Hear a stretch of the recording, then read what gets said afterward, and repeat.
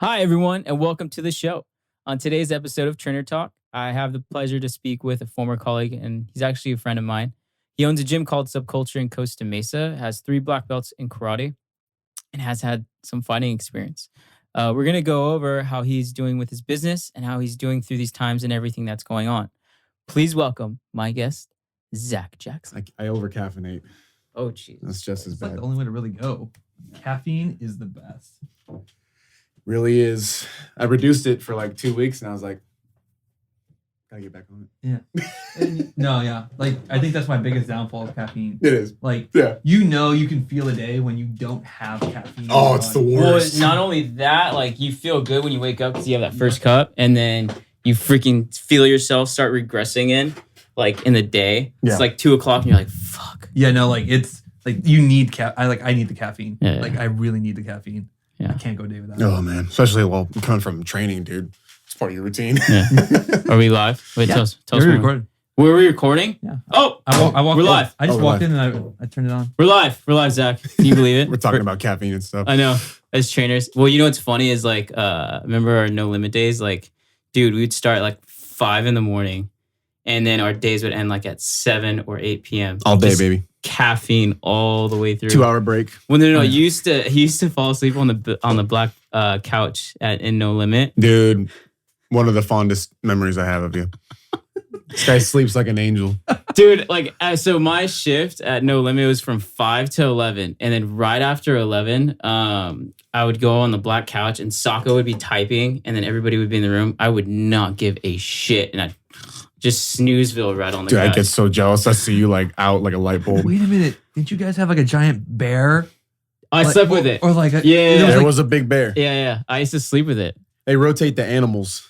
Oh, we had we had a bear, and then didn't we have like a Monkey. A monkey. Yeah. That was You had a freaking. You see Monkey? his little head peek. Remember in E.T.? Uh-huh. where he's like in the closet looking through all the like stuffed animals. Yeah. That's what his head looked like under the. Yeah, it was awesome. It was awesome. Fucking hilarious.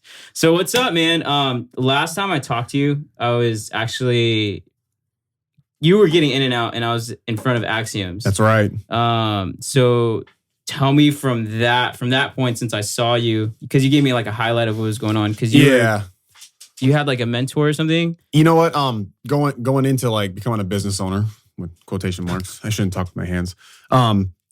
I always make sure I want to have like a mentor or some kind of coach. And at that time, it was with a business owner. Okay. Another business owner, Mark from Elevate and Kat from Elevate. So they helped me kind of get started and get my feet under me.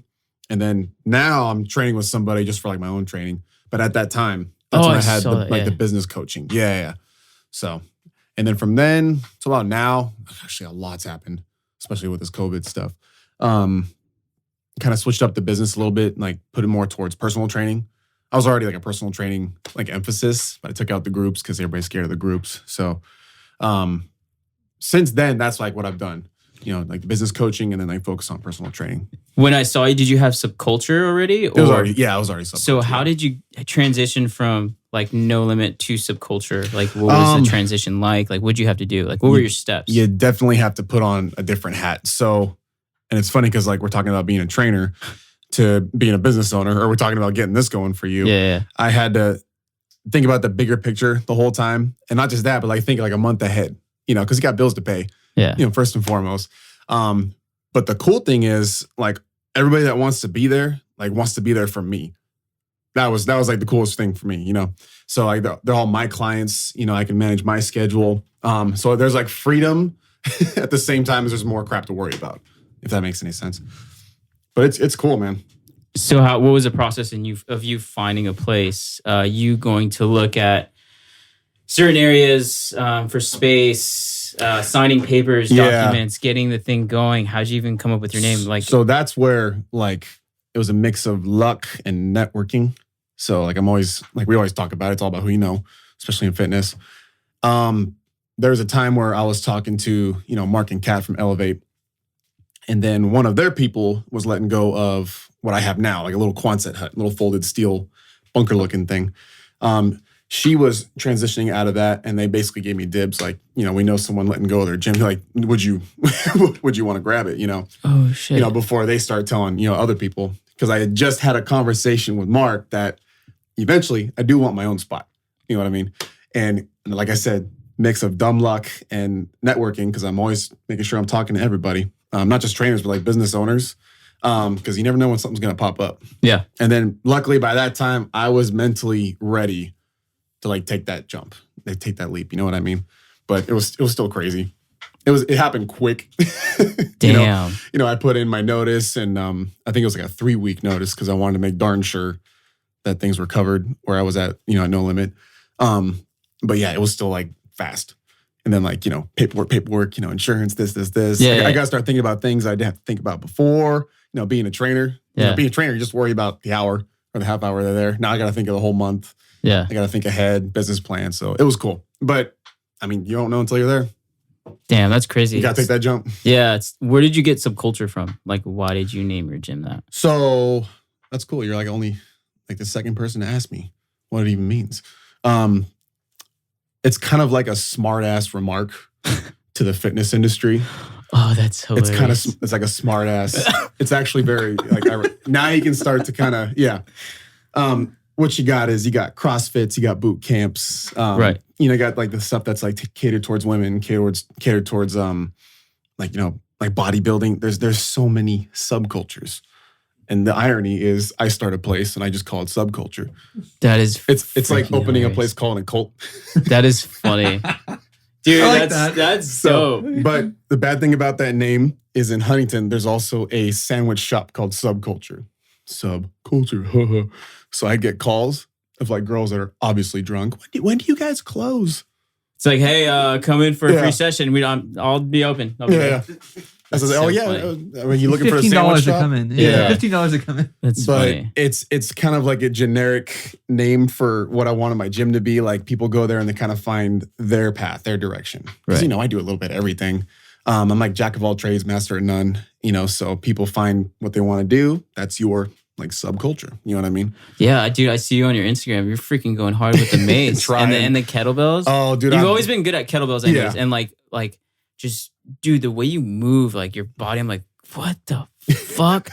I'm like, holy shit! Like, what the? because when I lived in Oakland, I worked at this gym called Body Mechanics, and then they had maces. And they taught maces. And dude, the stuff you do with those things is insane. That's like one of the lever first bell things in a trainings. while. Yeah. I was dude. like, what the heck? Yeah, it just It's kicked my insane. butt. It humbled me. Lindsay got me one for Christmas, I think it was. It was a 15-pounder. She's like, it's just 15 pounds. You're strong. You can do it. I'm like, yeah, just 15 pounds. Kick my ass. I kept hitting myself with it. Well, yeah, dude, when you rotate and Yeah. when you're doing like certain things, like Yeah. just the weight off balances, and you got to just kind of Yeah. configure out like Yeah.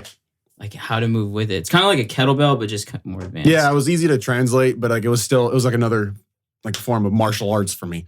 You know what I mean? So like that kind of helped give me the background, but like that was like white belt again. I always talk about being a white belt again. So, but it's cool. Wait, do you still do jujitsu or like what? Here and there, not Yeah. so much anymore. I'd like to get back into striking, but all I have is my heavy bag right now. Well, you're doing striking with your clients, right? Oh yeah, I'm always holding pads. Yeah, I see Luckily, that. that kind of helps keep me in some kind of shape for it. But yeah, otherwise, I haven't really hit anything or been hit in a while. Damn, dude. Yeah. So like, because how long have you been training? You've been training a total of what? Well, martial arts since I was 7. Yeah, and then grew up doing karate. I got 3 black belts in karate. Was like feeling like top dog in that, and then I got my butt whooped by a professional kickboxer, and I was like, I'm gonna burn my black belts. Like, took one jab, and I knew I had to like rethink my life, right? And then I got into kickboxing, and that kind of went into MMA, and then I fought for amateur MMA. So Okay. that's always been on this side of like fitness. Would is that your starting point to you training, or was that Yeah. like an off thing, like your hobby? That was like basically the basis to training, because my original intent earlier on was like, I want a karate dojo. You know what I mean? Oh, okay. I want Zach Fu headquarters, But as I started to kind of get into that, I started really getting into strength and conditioning, and saw how more open-ended that was. You could Right. make so many friends in so many industries with that, do a little bit of everything. So that's where it kind of took me. Okay. But I was always coaching, Okay. whether it's teaching karate or doing boot camps or whatever. It was always on the side. And then eventually it became something serious. It's insane. Like going with like making connections and stuff. You like, I've noticed even in Orange County, you talk to a strength coach from another gym, or it could be any other coach, and we're just all connected in some way. It's insane how small the fitness community is. Small world. Like I'll talk to somebody, oh yeah, I know this. It's like, wait, what? It's like, wait, I had lunch with them yesterday. Yeah. Everybody name drops. Yeah. I was like, what the heck? It's like Kevin Bacon. Everybody knows there's always a direct line to Kevin Bacon. Yeah. That's insane. I was like, what the hell? Yeah. So small world. It's crazy, Gotta dude. be nice to everybody. Yeah. Well, I learned that too. Like you gotta leave your ego at the door. And actually, like me working at No Limit with you guys, I think that's the point in time where myself as a trainer, or a coach, I grew the most. Like, dude, I went in there and I got my shit pushed in. Like, I was like, oh, I actually don't know shit about training. Yeah. Okay, let's freaking learn. Yeah. And then that's when, like, Sacco, he's like, you either gotta continue to learn and get smarter, or you get left behind, and that's it. Like, you have a choice. And so, like, I would see you train, Bree, Jeff, Sacco, Richard. Like, I'm like, okay, I need to learn as much as possible. And in those 2 years, I think that's when I grew the most, and that's when I got the smartest. And I'm like, oh, okay, like there's like another level to this. Oh, totally. You know, there's like another level to training. Like you have to know your shit. You gotta be on your shit. Yeah. Like if you're not continuing to learn, your clients are gonna catch up on that. Oh yeah. And they're gonna be like, oh, this dude doesn't know shit. Like, I'm gonna go to the next person. They can tell right away. You know, it's like going to get your car fixed, and if the car doesn't work, then you're not going back to that guy. Yeah. So it's like it's so crazy how like there's just levels to everything. You know? Like, that's what I like. It's like the fun never ends. Yeah. There's always something else to learn, and then somebody opens up another facility and they're doing something whack, but they're making money. Then you want to learn how that works. You know what I mean? Sweet sweat. Yeah. Sweet sweat. Oh man. That takes me back. I tried to cut weight with that. No way. I was lathered up in sweet sweat in a sauna suit. Oh my God. Yeah. It's funny because I mean it's good for marketing, but I always bash it, dude. I'm like, this thing does not fucking work. Like it doesn't just like I'll have girls, I'm wearing my sweet sweat today. I'm like in the waist trainer. I'm like, oh no. The kangaroo pouch of just honey and stuff. I'm like, oh shit. Yeah. Here we go. Yeah. And then I have to be like, okay, listen. You have to be in a caloric deficit and then freaking just write them out like a formula, you know? So it's like, it's so funny how like marketing is a huge tool too. Like you have to have both like marketing and knowledge. Like, that's what's kind of blowing my mind right now is finding like how those two kind of mix. Like you got to take what you know, and then you got to take what works as far as from a marketing standpoint. So what's going to catch the eye, but what can make an effective sale in that same second, you know? Like what other industry do you have to entertain someone at the same time as get them to? And I think now, like marketing anything, not just like coaching and trainers and facilities and stuff like that. It's like there's a new level to marketing because of you got Twitter, Facebook, you even got TikTok now, Instagram. You got so many platforms that you can market on, dude. That like anybody in a flip of a switch can just get famous. And I'm like, what the fuck? Like, you know what I'm saying? Like, it's crazy. Yeah. Because you're running your own show right now at Subculture, right? Dude, like you're doing it all of it. Team. Yeah, I just had a buddy ask me, who does your videos? And I'm like, me, man. Like, one man show. But dude, like I said, there's freedom with that. But I don't. That's the other side. I don't. Yeah, I haven't. Every business owner doesn't. Yo, 17-hour work days. Oh, yeah. Like every business owner. Yeah. There's not a business owner that I know that actually gets a good night's sleep. Yeah. No. And that's kind of like the path you choose when you take something on like this. And like I said, it's freedom at the same time as like you got new shackles. A lot of random walks at 11 p.m. You know? I see that with you and Lindsay. Just fucking taking pictures of everything. Just random. Yeah. But energy spikes. How are you dealing with that? Because you got to deal with running the gym, turning on and turning off the lights. You got to deal with clients, you got to deal with client programming, and then your online stuff. That's Nexus, right? Yeah, that's like the first quote unquote product to come out of my gym, and that's just luckily this is all very time efficient, so the circumstances we're in now kind of help sell that, obviously, because people need something more convenient right now. They got so many other things to worry about, and not everybody wants to drive down the 55 to train with me. You know, while they got to worry about their job, their kids, teaching their kids right now, actually. Man, so because parents are like teachers at home now. So to say like in the middle of all that, you got to come down and train with me might be rough for some people. So just using the True Coach app, but it's my stuff. It's still Zach Fu, right? So I'm breaking down like the kettlebell stuff, the body weight stuff. Daniel helped me make a exercise library on there, and they just look up Daniel Hill over at. Oh no way! Yeah. Okay. And he's really good with the camera, and he's got the eye, photographer's eye. So he helped me make the exercise library. Dude, I didn't even know that. That's cool. So it's pretty cool. I mean, I have some great people around me, and like you said, like it's a small world, and luckily, you know, I've tried to be nice to everybody. So like we're all helping each other out right now, and just kind of like why you're doing this. Yeah. So like, my whole idea was this: is like in the fitness industry. I mean, you have gyms like Axioms and No Limit. They're right down the street for each other. I'm just using this for an example. Starbucks, man. Yeah. Well, it's like, it's a franchise, but it's like I've noticed like everybody is trying to grow themselves, but I'm like, if we help each other, maybe we can bounce ideas off each other and then, you know, grow as a community. That's you can apply that to anything. Because I've talked to trainers and some like coaches are douchebags. You know, like I'll ask them a question and then they'll just brush you off like you're dirt, and I'm like, yo, I'm just trying to learn. And that's between trainer and trainer. Yeah. Like, can you imagine like, you know, just a person that doesn't know anything about fitness and then like, I've seen business owners, even like fitness business owners, like they have so much of a big ego that I'm like, maybe you should ask this person for that. Nope.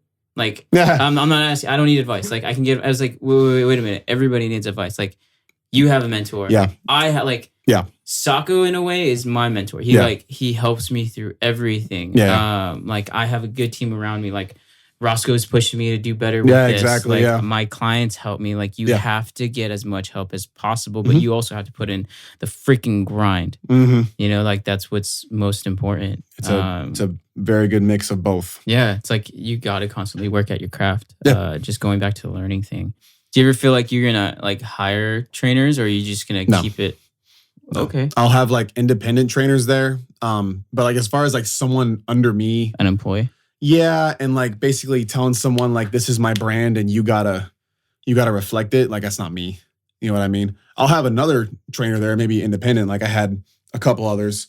Runners. Yeah, and they're just and plus it's a little more affordable for trainers too, because we're struggling right now.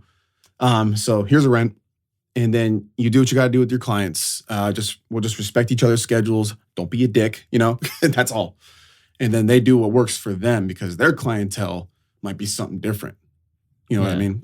Because I like kettlebells, maces, kicking stuff. Yeah. But not everyone's gonna be into that. Yeah. I might get someone who's great with people and can do bodybuilding or what else? Like Olympic lifting or whatever. Like, you got like Olympic lifting, you got like CrossFit, you got unorthodox kettlebell and versatile training. And then you got like, you know, it's like the basic hypertrophy training. Yeah. You know, so it's crazy. And that's a way for me to kind of bring in other like sources of knowledge, and it helps me learn. Yeah. So you gotta be a control freak, but you gotta know when to let people do their thing. Yeah. And do what works for them and their clientele. You know what I mean? Yeah, so that's true. Looking forward to that, like maybe down the line. But right now it's just like you said, one-man show. Damn. So wait, you said you had one person rent from you? Yeah. Okay. Yeah. You guys, okay. No. Oh no, we're good. Okay. Yeah. It's just it's kind of a drive. Because with some gyms too, like you do have independent trainers, but it's hard to find the right people that can connect, because you do sometimes go into that thing where you have trainers stepping on each other's toes, trainers taking other trainers' clients, like not respecting boundaries and shit like that. So it's like, it's so hard for everybody to be on the same page. It is. You know, so, and like, luckily at Axioms too, we have, I think 6 people that we rent to, but everybody's on the same page. Everybody gets along. That's good. We have a guy who works at Olu. We have a dude that is a posing bodybuilding coach. We have like Richard and Lauren and everybody else, but everybody respects each other at the end of the biggest thing. You know? Yeah. So it's like, it's very hard, but it's doable. Like there's some headaches because not everybody's going to be on the same page. Someone's going to have a bad day. But at the end of the day, I think you guys just need to be like on the same page with like each you said, other. it's a respect thing. You know what I mean? Respect your clients, the facility, other trainers. Yeah, no, it's very important. Damn. So yeah, I mean, it's a grind, you know. So do you ever see yourself like stop training at all and like just run the business or no? No, and that's kind of like a thing I swore to myself. Like I would always stay invested. And I think I mentioned earlier, like I always make sure I have some kind of mentor. So I had like a business coach for a while, and now I actually have someone actually training me as far like, my workouts. How'd you meet that dude? I saw his Instagram. Wes? Yeah. You want to know how I met him? It's actually kind of a funny story. No, yeah. And by funny, I mean weird. So he works at the 24-hour fitness in Huntington Beach off Atlanta. Okay. And at the same time I start going there, because that's where my gym is, closer to there, I'm getting into mace training, and I see him swinging a mace just like perfectly. Oh, shit. Okay. I ran up to him like a little kid saw Mickey at Disneyland. And I was like, hey, dude. And I basically just cornered him into being my friend. Hey, you're going to teach me how to do this. Yeah. So funny. And then like, talking to him, we're into the same stuff. No, he holds pads for clients too. And we kind of have like the same approach. And I train with him now too. And it's pretty cool because he's showing me things that it's like taking my knowledge, up and beyond. And it's helping me with my training and training my clients. So like I said, just always making sure I have some kind of coach. Okay. Learning something. Damn. Yeah. Okay. Yeah, he seems legit because I checked out his Instagram. I was like, I think he has like BS in kinesiology. Yeah. Dude seems smart. I was like, oh shit, this guy knows his shit. Yeah. He's a very versatile dude. And even with me, like who I would I think that I have some kind of knowledge and I'm pretty good at certain things, but there's even certain ways he would word or set up, certain exercises, and it would just blow my mind. So I'm like, okay, that's awesome. Right. Yeah. Yeah, because continuing education, like you always want to learn from someone smarter than you. Like again, when I went into No Limit, everybody, I was like, what the fuck? Because I worked at LA Fitness, dude. And I think it's a big step. Well, when you first start out as a trainer, I mean, it's a good base. Like you want to start out somewhere like LA Fitness or 24 or like Fitness 19 or whatever, just to be like, all right, this is where I'm starting. But eventually, as you want to get better and then go to like a private gym or a private facility or something else. And get specific. Yeah. Focused. It was just like a hit in the face. I'm like, whoa. Yeah. I came in and everybody in boot camp was all shredded. I was like, oh, dude, shit. Yeah. Like everybody. That's intimidating. Everybody lifting. Looking like they don't need you. Dude, like I went into, like when we did boot camps for the first time, I was like, you guys use 70-pound dumbbells for boot camps? He's like, yeah. He's like, people use those all the time. I'm like, what in the fuck? I was like, yeah, it's not the pink dumbbell business. No, dude, they're not like little 5-pound weights like you see at like other facilities where it goes from like 5 to maybe 20. Yeah. Like you have carry some heavy ass shit. Like, dude, like they had the 105 kettlebells and stuff like that. Yeah. They had 105 kettlebells. And people are throwing them around like rag dolls. And I'm like, this is a boot camp workout too. I was like, so it's like high reps. That's as much as me. Like, you start getting a complex with a soccer mom. You're like, I'm like, what the hell is going on? Yeah. So that opened my mind a lot. Good. Yeah.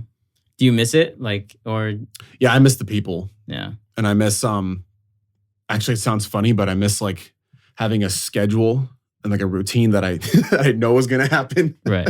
Versus like right now, my days are either 2 clients or all of them in one day. Especially like, it depends on, who's got what going on. But like with the protests and stuff, there's these curfews. So I gotta make sure people are out at a certain time. So this week in particular has been funny. Like, one day, not too busy, and I'm on my laptop a lot. The next day, I got to hold pads, coach, work on my laptop, hold pads, coach. So, I mean, but that's kind of why I like it. Yeah. You know what I mean? So, I mean, it's not like a consistent schedule, but it's my schedule, which is nice. Well, it's different every day. Every time you wake up, it's something different. Do you ever wake up and kind of brainstorm about what you need to do? Or do you Yeah. I have like a formula for all my clients and there's a base, but then it all kind of depends on how they're feeling that day. If they got tension in a certain spot, maybe they just want to change it up. And I offer boxing. So like, I just want to hit stuff today. So sometimes there goes the plan. Let's just have some fun. Yeah.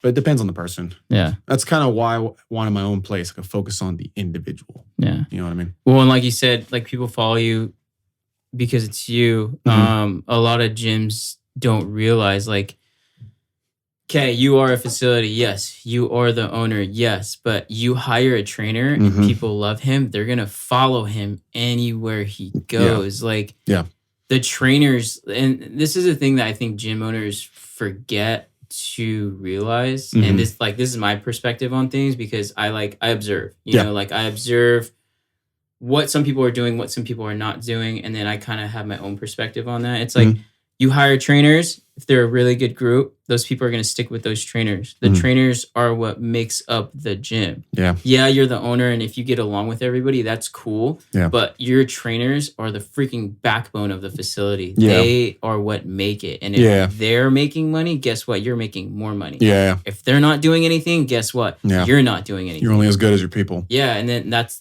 how it goes. And a lot of owners forget that and take trainers for granted. You know, it's like happens at a lot of places. Well, like, I mean, not bashing, but if you go to like LA Fitness, right? So I used to work there. Yeah.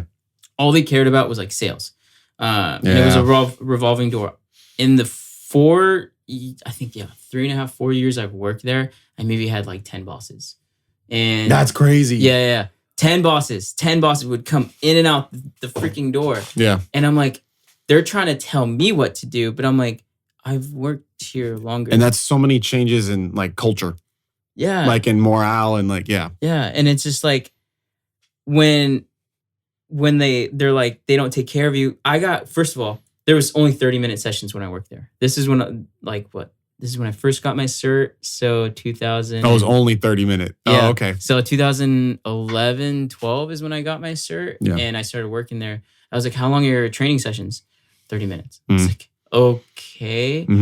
You can't get shit done in 30 minutes. No. Like I was like, what the hell is this? Yeah. By the time they're warmed up, they're 15 minutes in. Yep. You know, and that's what they care about. It's like it's a numbers game, and they don't take care of their trainers. Like the trainers would leave too. It's because they'd go find something else. Or the trainers that would come in, they don't take it seriously. Yeah. And they have, I don't know, they're like a model, or they're trying to go to school, or they're trying to be a nurse or something. So they're like, oh, I'll just do this on the side. Yeah. And I'll figure it out later. Yeah. You know, that's where I was. Like I was going to school. And then once I hit a point, I think it was like my last year at LA Fitness, I was like, oh, I think I can see myself doing this. Yeah. Then dropped out, and then went to No Limit, and then my freaking game just changed. And now like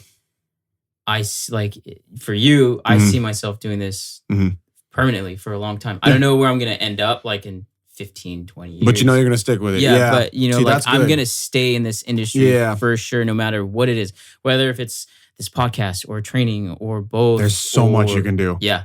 Dude, that's why I was kind of excited. Like when you were like talking about this, I was like, oh, it's cool because you're exploring another part of the fitness industry. Yeah, like it's insane. Like there's so many different things, you know, like, I mean, with your online training, personal training, you know, stuff like that. Yeah. Do you like online training better, or do you like one-on-one? If you were to have to pick between one of them. A couple of years ago, I was making fun of online trainers. I was the same way. Yeah. No, I was the same way. And now I'm typing up, do 1 million kettlebell swings. No, I'm just kidding. No, but what changed was like the circumstances, the times and the environments. Like you gotta change with it too. So I didn't think about doing it at all really until this COVID stuff started happening. And then people don't want to come to a gym. And it's like, I don't blame you. Like I don't want to go anywhere for a while either. Like I can kind of get it. On top of that, like I said, they got so much to worry about. They're so darn busy. So the idea that they could do this workout anytime they wanted and maybe have like a video library of what to do, like it's more convenient. Okay. So that kind of helped me understand like, where training might be going, pretty soon. Cause I can kind of see that taking off, which is why like, I'm glad I got good reception with what I was doing. But then there's the people that love the in-person training. Yeah. I used to be like that too. Cause we always used to make fun of it. I'm like, dude, like screw all these cookie cutter workouts. Yeah. Like you're doing squats. Yeah. Everyone's doing squats. Yeah. I'm like, wait a minute, you know? But no, I kind of get it. I think as a trainer, you're right. You just kind of have to be careful because there's no one thing like you can't do the same thing for everybody. So it sucks because like you'll see your numbers increase and you're like, yeah, fuck, Like, Yeah. I have so many people now. Like, yeah, I and it have gets to- overwhelming quick. Yeah. Yeah. So like, no, you're like, I used to be the same way, with online training. I have even still, when I was working in Oakland, those people still hit me up. They're like, hey, I'm stuck in my apartment. I need to work out. I'm like, on my laptop. And I'm that's like, what okay, kills cool. me. It's like, we've already technically been doing this. When you think about it, we just weren't paid for it. Yeah. Like, Yeah. so, Yeah. like you got a client, it's like, I'm feeling good today. All right, do this. Yeah. I type it up on Notepad, send it to you. Right? And now With a little video attached to it, You're like, YouTube well, how video. do I do that? And I go, oh, and I got to get up and like swing the kettlebell I have around in my room. Yeah, it's funny. Because it's like, technically we're already doing that. But you know what turned me off is like all these like Insta models and pretty boys like talking about online training and stuff. Yeah. I think that's what put a sour taste in my mouth, but it's bigger than that. Yeah. And then I found out that it can go in different directions. And then, but yeah, it's funny. I did go from making fun of it to now I'm doing it. Yeah. You never know what can happen. We bite our tongues, man. Yeah. I mean, it does happen. Yeah. I've like, for me personally, I've always liked one-on-one training because it, first of all, this COVID thing, COVID-19 thing, it sucked, like when it happened, everything shut down, so the world was black basically. Dude, we put on pause. Well, not only that, Crazy. We as people, human beings, we all got checked. Oh, we Like, did. We all got checked hard. Yeah. And it doesn't matter if you're a CEO, if you're non-essential or essential, like Hit every everybody. single buddy got checked and they got put in their place. Yeah. And I'm like, wait, what the hell is going on? So Yeah. I was like, okay, what's going to happen? In my mind, I was like, I hope this teaches us to be nicer and to never take anything for granted and to just be overall a better and happier person. Just kind of be thankful for what you have. Oh, yeah, dude. And I was like, okay, like we're going to come out of it. We're going to appreciate each other. We're going to be a lot nicer. People are going to say hi. Like when I would, during COVID, I'd go running. First off, I have tore up knees from wrestling. Yeah. So my knees would be shot by the time I'd be done with 3 miles. But like I would go running on Santa Ana Canyon and people would wave hi to me that I don't even know. I was like, oh, hey, what's up? It's weird. We're not used to "What's something up? like that. Yeah. Hey, how's it going? You know, and like, But it makes your day. yeah. Yeah. And then turn of events happen with the riots and now people are fighting with each other, which is, it kind of makes me sad. It's like, I don't want to see that, like it's so sad to watch that. And now it affects businesses again. It is. We got a curfew as Something a else to business owner. consider. Yeah. Yeah. So now we got a curfew. We got to shut down at a certain time. If we don't, we get fined. Yeah. COVID, if we were open, we get fined. This is another curveball. So I'm like, what in the hell is going on? It happened to me yesterday. What's today, Saturday? Yeah, yesterday. Showed up and my work neighbor said, hey, we just got a police report that there's going to be a protest a couple corners down. And they're ordering us suggesting for us to shut down. Yeah. So I showed up for a client, called my client. I can't play it today. And then we planned for another day. But it was crazy. Jesus. It's one thing to see it on the screen, but then to show up and have like the property owner go, yo. Hey, just to let you know, Can't, protesters are down the street. You might want to close up shop. So Yeah, you close up shop, right? Yeah. Okay. Yeah. All right. Yeah, like it's gnarly how 2020 is. Yeah. It's like it's And it's crazy. like, and I'm in a little Quonset hut, like a little folded steel bunker looking thing. Where are you exactly? It's those little huts next to a storage facility, right? So like if you were Behind Trader Joe's on Newport and 17th. Yeah. Oh, I know where that's at. Yeah. You're right there. It's How funny. big is your space? Oh, it's not too big. It's like from the, from your front door to back door, but it's like long. It's like a Quonset hut. Okay. You ever heard of those? Yeah. Little folded steel bunker looking thing. But it's so funny because like I'm in that specific of a building and it found me. You know what I mean? Like it's hitting everybody. Yeah. Yeah, we're all affected. We all lost, dude. Like no matter what way you think about it, even COVID, like we all lost people, lost jobs, CEOs went bankrupt. Yeah. Like this put us in our place. I think we needed it too. Like during COVID, actually a year ago, I had an idea for this. And then during COVID, I'm like, okay, I'm not working, so I need to put my full attention It's the perfect time on this. And I'm like, I was telling Roscoe, I was like, yo, this is the perfect time for us to go 100%. Exactly. So that's what we did. And then we set this up. And then now we're here. And now we're here You know, with this nice table. Yeah, it was $100 on OfferUp.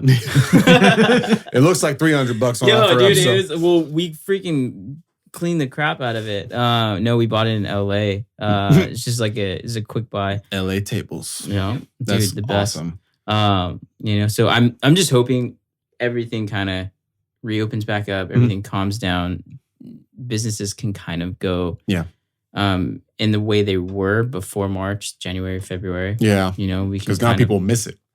Yeah. So there's a different kind of demand now. Dude, so Axiom's is open. Yeah. We're the only gym that's open in the area, and people are like just lining up. Yeah. They're like, hey, we need to get in here. I'm like, okay. Yeah. All right, sure. Hey, we need training. Okay. All right. And then Sure now, seems essential to me. Like, yeah. Well, and then that's the thing that kind of made me upset. It's like all gyms are closed. All gyms. It's like, wait a minute. Yep. You are putting a 1,000 square foot facility in the same category as a 20,000 corporate gym. Yeah. like square foot facility. Like you have to really think and not generalize. Oh, you guys are all closed. Like that was a stupid mistake. Yeah. First off, people with that have health issues, if they work out, dude, you get better. Yeah. Like you get healthier. Your body moves better. You feel better. How is that not essential? Yeah.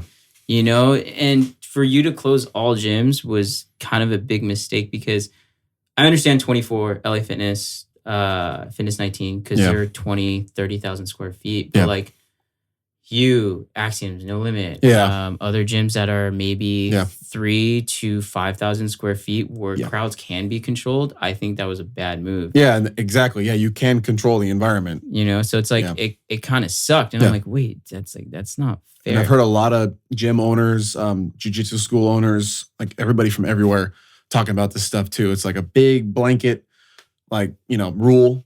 Yeah. On something that's very complex. Yep. Because fitness has gotten really complex lately. Yep. Do you see those pictures on Instagram where it showed like all the healthcare? What was it? It was like the healthcare provider for like the Ukraine. It had to do something with like the people who were in charge of the healthcare industry. Like, and they were all like overweight, obese. I'm like, oh yeah, these people. Oh yeah, I've saw that. A couple of them. Yeah. I was like, dude, these people are in charge of health. They're just they're deciding what we do. I was like, what the hell? I was like, these people are the deciding factor. I was like, first of all, you need a freaking trainer. Yeah. Second of all, you need a nutritionist. Yeah. Third of all, you should not be in charge of like the healthcare industry. A couple of them looked like Skeletor, man. It was crazy. Like actually sick. Like, dude, how nuts is that during a pandemic? Someone's like, sick looking, telling me I can't open my gym. Dude, I think it was a Ukraine lady. I'm like, okay, you are way overweight. And they're supposed to be healthier than us. I was like, man. holy shit, this is ass backwards. Yeah. It was just hilarious saying that. And I'm like, dude, this is BS. We're gonna look back at this and just think that we're gonna know actually that we could have handled it better. Yeah. And that's just the fitness industry. Can you imagine other things that are struggling right now? Well, it's kind of a thing too. It's like going back to what you said, like, oh, I'll never do this. It's you learn as you go, you know? So COVID happened and then this whole thing happened. I think 2 years from now, we're going to look back and be like, okay, like what could we have done better? What did we do that was okay? What did we do that was not okay? And then kind of just take it from there and just be like, okay, like next time something like this would ever happen, we should do it differently. We're more prepared. You know, it's a learning process. Not everyone's perfect. We're all going to make mistakes at the end of the day. Yep. There is a difference between right and wrong, but at the same time, we're learning. Everybody's learning. Yeah. CEOs are learning. Business owners are learning. Oh yeah. Trainers, coaches, no matter Dude, what you never do. stop learning. Like you have to continue to grow, and you don't grow unless you learn from your mistakes. Yeah. I think that's the most important factor. Yeah. You know, so we'll see where it happens from here. Hopefully a lot of innovation is going to come out of this. Well, are you getting clients back now, one-on-one training? Yeah, for one-on-one. One person at a time, Oh, really? Yeah, keeping my distance, basically whatever they need to feel comfortable. Okay. But I'm not going to be doing classes for a while. You know what I mean? Private groups. Do you do semi-PT or do you do just regular one-on-one? So I make it to where, like, if people have a group of buddies and they want to train, I reserve the time for them. But I'm not doing like a class that I open up to 8 people. Like, some gyms do that. So, but like I said, I went back to just strictly one-on-one. And if there's some private groups that want to train too, I'll work with them. But it's all, you have your own hour. clean before and after. All the stuff you got to do right now. Keep the place clean. Yeah. That's Okay. the biggest thing. All right. So when you do you have them go in and then go out and then you call the next person? Like you're like, hey, you're up, and they have to wait in their car type of thing, or? Actually, that happened one time. Yeah, I had to wait, but like eventually we get a little more comfortable with like the schedules, so they know like who's training when. Yeah. And then, like I said, I reserve time just for them. It's a little easier that way. Okay. And like I said, it's just me. I don't have to worry about other trainers right now. So when I'm available, it's available for use. So what are your clients saying about COVID? they're kind of mad that I even closed. Dude, right? Yeah. It's bullshit. Same with my clients. Yeah. They're like, this is bullshit. I'm like, Yeah. I know. Yeah. I know. But if we open, like, we're screwed. Yeah. We're not going to be open You get anymore. called non-essential, and then you're getting calls daily like, what can I do? What can I do instead of this? And yeah, but I'm even wondering if I even had to close with these guidelines, but like you said, it was more for like the corporate gyms, but now people are kind of coming back to their senses and Yeah. understanding why things closed the way it did. But doesn't make it any better. Still kind of sucked. Right. No, like, same with my clients. They're like, you guys open yet? You guys open yet? I'm like, no, we're still waiting. Like, Yeah.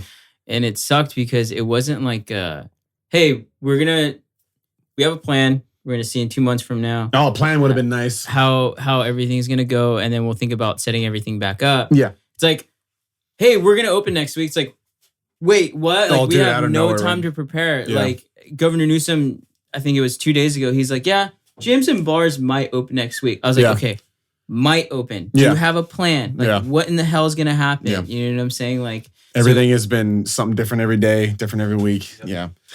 Because you got county, and then you got the state, and then what we're doing as a country, yeah. everybody's on a different page. Oh, yeah. Yeah. Well, and it depends on your business too. Like for Yeah. gyms, like private businesses I'm following, Yeah. everybody's open so far. Yeah. Not going to name any names. Yeah. But everybody's open so far except the corporate gyms Yeah. because they have to abide by the rules of what the government says. Yes. Just because they're so big. Yeah. But it's just, dude, it sucks. I got a couple gyms around me. They put a big old sign. We open. But they're doing the same thing as me, like right. one-on-one, reserve your time, strict schedule, clean facility. So it's funny though. I'm driving around thinking I can't open, and here's this guy with his sign. Yeah. Um, The thing is though, with like COVID, everyone's kind of took it. They're like, we need to clean everything. It was like, well, you're supposed to clean everything anyway. Yeah. Like Gyms were already crazy like- about hygiene. like Yeah. we've already kept the guidelines in cleaning. Like Yeah. at Axioms, so sometimes I'd close. Dude, I would clean that thing spotless. Yeah. We had Lysol wipes, we had spray. Every time I closed, I would just go on a cleaning frenzy because that's what you're supposed to do. You have can to. get ringworm. You can- have to. So people can get sick. Like Yeah. everybody's touching everything. Dude, you have people pick their nose and dude, I'm serious. You Like, can watch them do it no, too. yeah. yeah. Dude, I've seen I've seen someone at LA Fitness when I was working there. This guy was like just It's digging digging around. for gold. And then his finger was so far up his nose, he's scratching his brain. And then he goes and touches the dumbbells. I'm Oh. like, no And those way. are the dirtiest. I was like, no way. Are Yeah. you kidding me? the dumbbell handles are like the dirtiest things in I the was gym like, too, man. holy shit. More than a toilet. Yeah, That's it's nuts. disgusting. So like Ew. we had We're grossing Ew. them out. we're good, Roscoe. Oh, Okay. remember Leo? What happened with Leo? You got pink eye from. Oh, like, yeah. Yeah. So there was this guy. His name's Leo. He used to work at LA Fitness. He worked front desk, right? He was a trainer. Oh, He was a trainer when it happened. really? Yeah. Oh, I forgot Leo was a trainer. Poor guy. So yeah, he got pink eye, and what happened? It was just like he was exercising on like the floor mats, and he got pink eye. He's like, sometimes people, don't You can- clean Oh my themselves. God. Use your properly. imagination. Dude, Yeah. that is funny. So it's It like happens. It happens. Well, that's in big gyms, but like we're supposed to do that anyways. Yeah. We're supposed to take those steps as far as like being clean And you know what? shit My like that. place, if you ever come down, like you'll see like it's every space has its own purpose, and people only go in like certain spots versus like a corporate gym. You walk in, you know what they're doing. They could be in the bathroom, doing whatever they do, and then working out, like you said, picking their nose. Yeah. But it's like I'm always watching. I know where they are. Yeah. I know what to clean. So it's like, yeah, I have a lot more control. Yeah. So yeah, when we had to close down, I was like, oh, yeah, it's BS. Where did you start at when you first trained? Because I think you said that you were training people. Kind of like you were mobile and then you went to No Limit. Is that how it went? Or did you work somewhere before? Back to the beginning, with karate. When I got my third black belt and I was teaching at, one of my instructors separated, started doing his own thing. I was doing like a cardio kickboxing class there, like 2 times a week. Okay. And I was like, oh, it's kind of fun. I kind of like that just as much as coaching martial arts. And then eventually, like you said, you start to get to know the community. Everybody knows somebody, word of mouth, and you got to go to this guy. That's how it happens for a lot of trainers. So I started doing like boot camps at the park or just going to people's houses. And it's easy over there because, Yorba Linda and Anaheim Hills, like that's all one big city, basically. So it was really easy to, get a clientele going for in-home training. And then eventually I just went, all the way with that. Came up with my own, marketing, made, videos and still learning with that stuff too. And then that's how Socko found me because I was advertising on Anaheim Hills Buzz back when you could do that. You know what I mean? You can't do that anymore? Well, now there's like separate pages for advertising. What? Yeah, it's crazy. It's crazy. So there's community pages. And then eventually what happens with the community page is it gets swarmed with advertisements because it works. You know what I mean? Like what other way do I have to advertise myself? I can't make a commercial. Right. And then eventually it gets swarmed with that. And then you got to make a separate one, like a marketplace. Yeah. Isn't that crazy? Stupid. Yeah. So like at that time, like that was the perfect time for me because I could advertise freely. That's how people found me. It got me a job. Yeah. And now it might be hard because there's so many people doing it. And then, one thing led to another, connections. And again, just being willing to learn. Yeah. And there's the next step in front of you.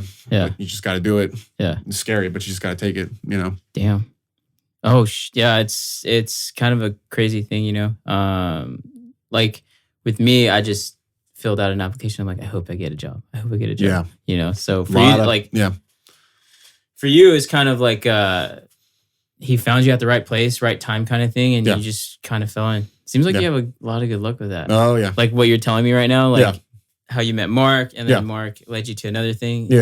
Yo, getting rid of a spot, hop on it. You just gotta, you have to work hard. You gotta make the connections and just respect everybody, man. Don't burn any bridges. Yeah. And I can't even say I've done that, completely, but we've all done that. Like, going back to the ego thing, like, I remember back then, like, when I was a trainer, I was like, I was such a douche, like, I can say that about myself. Like, when I was training back then, like, if I were to go back in time, I would slap the shit out of myself. No, I would, because I was such a douche back then. Like, I thought I knew everything. I worked at a gym. I thought I was hot shit. That's like, part of being a dude, man. The girls, I was like, the girls, blah, blah, blah, the front desk girls and stuff like that. I was like, I didn't know jack shit, So it's like, now that I'm older, I look back and I laugh at it. But the difference is, like, you threw yourself in a better environment to learn. Yeah. Some guys don't learn. Yeah. And this industry's full of that. Especially like our age too. Like, how old are you? I just turned 30. Ooh, hey. Yeah. Dirty. It's dirty. Yeah. I still feel like freaking 15, but we still look great. I still look good. Yeah. Yeah, you still look good. Baby face. It's okay. I'm what am I, 28? Yeah. And I still look like I'm 12. I talk like recording, because we were recording before this, and I was like, Roscoe, I sound like I'm 12 years old. Dude, it's so funny. Gotta cup your mouth and like. But yeah, like there's a lot of guys that are our age and they haven't learned got out of that mindset. No. And, like, the way I learned was like, because Sock was like, yo, you got a chip on your shoulder. You need to like take that off or you're out. And I'm like, and that's when I'm like, oh, I had to make the switch. I'm like, oh shit. Yeah. Okay, I need to do this. Like, I really want to do this. Like, I need to like learn and stuff like that too. So you learn the time and place for certain personalities and mannerisms. Yeah. Especially with a people job. Yeah. Not just fitness, but like anything with people. Yeah. You gotta wear different hats. Yeah, it's crazy. And like with clients talking about different hats, you have to mirror everybody. Like, God. You have to go, like, I've trained an athlete, and then right after an athlete, you're so hyped up, and then you have like 90-year-old Mary that's like walking 0.5 miles an hour to get in the door. Oh, dude. And you got to turn your switch off. Yeah. And I'm like, hi, Mary, how are you? And you got to be nurturing Yeah. and cuddly. How's Jim? How's your husband? Yeah. Like, you got to talk so nice to them. That's what they want. know? That's So what it's they like- need. Yeah. And then, like, it's hard, though. Like, I had to learn that, too, to transition from, like, athlete to married to, like, a kid. Yep. Like, you're just going to have everybody Dude, everywhere. that alone will humble you and like learn to respect a lot of people. Yeah. Yeah. That taught me a lot. It took me a while, too, to kind of get that down, Like, you got to continue to learn. Mhm. Dude, it frustrates me because, like, I don't know if you get this, but, like, I used to train people and people be like, oh, you're just a trainer. Like, they don't think our job is hard, but our job dude. is tough. And that's kind of one thing that irritates me. Like, Yeah. first off, we have clients at 5 a.m. Yeah. We end usually at 9 p.m. It's like, all day. And so, like, me, I'm really, like, OCD with stuff. So I have, you're gonna laugh at me, but I have, like, a schedule. I'm very, like, organized. You have to be. So, like, if I have work at 5, I'll wake up at 3 a.m. Yeah. And I'll need 30 minutes, 45 minutes to just gather my thoughts. For yourself. Yeah. Make breakfast, do my thing, Smart. get ready, Smart. and then just have a slow start to the day. Yeah. And then by the time you get home after 9 o'clock, it's 11. By the time you wind down, you got to wake up at 3 again, Mhm. and then the only times you could sleep is like on Sundays, if you're lucky. Yeah. As a trainer, because sometimes you got clients in the morning or in the afternoon. And even on Sundays, actually, you got to plan for the week and you're talking to people. I'm sure your phone's always blowing up. Yep. Clients. You gotta be on schedule. Like Sunday morning, I'm always, hey, what's your schedule like this week? Yeah. I have a list of clients that I text every Sunday. Yeah. A lot of times it'll change.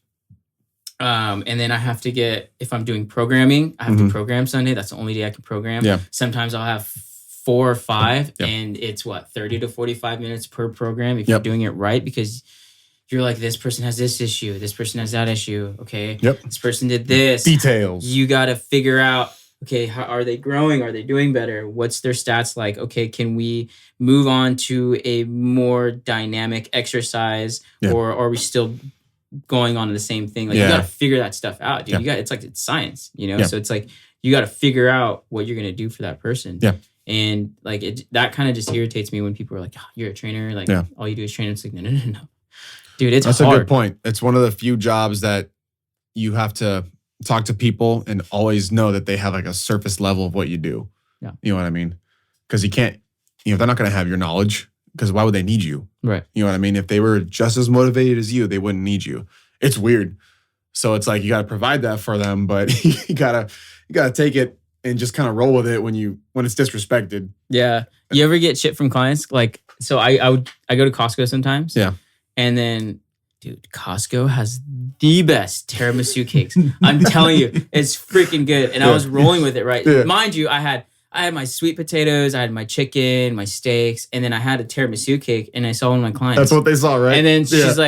she's like, the one thing, she's like, who's that for? I was like, Me, baby. me? Oh, okay. Aren't you a trainer?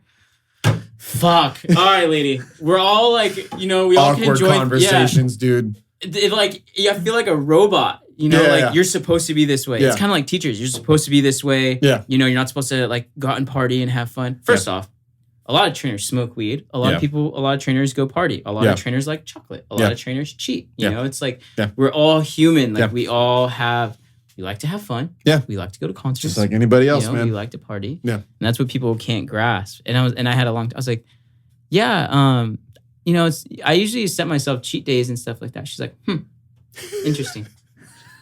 I was like, yeah, while I eat well all week, Monday through Saturday, I figure this is my reward for that. Like I'm disciplining myself. She's like, okay, I'll see you tomorrow. Yeah. Next day I just rip her apart. You were doing 100 squats, so it's crazy. So I don't know if you've gotten slack from that. Like, not as much, but now that I'm a business owner, people talk to me differently. Yeah. So that I'm changes still the too. same jackass. I mean, really, but like it's funny because someone's understanding of you or perception of you, really, it's perception. It's changed. You know what I mean? But when I was like a trainer, like working for somebody representing a brand, it's like, oh well, you got time on your hands. You don't have to worry about anything else in your life other than this. Well, what do you mean what changed? Because like when you work for somebody, yeah, they look at you as a trainer. You represent the company, right? But as a business owner, like what's if you can kind of dissect that? What do you mean? Well, when they're walking into my gym to do a session with me, it's because they know it's so I can keep the lights on, provide for myself, Lindsay, because thankful for social media so people can actually see into my life and what I'm doing. You know what I mean? But they just look at you different versus like someone just doing this as a side hustle or you're part-time. Like when they know I'm full-time. So like they take you seriously. They take me a little more seriously. Yeah. Okay. Yeah. Lindsay's a trainer now too, huh? Yeah. Dude. Yeah. Congrats to that. Yeah, she's got a couple clients now. Yeah. Nice. Does she work at Subculture or? Yeah. Okay. Yeah, she trains out of there. And then, but she's working with special needs kids too. Oh, right. Yeah. Yeah, and medically fragile and all that. She's great with that.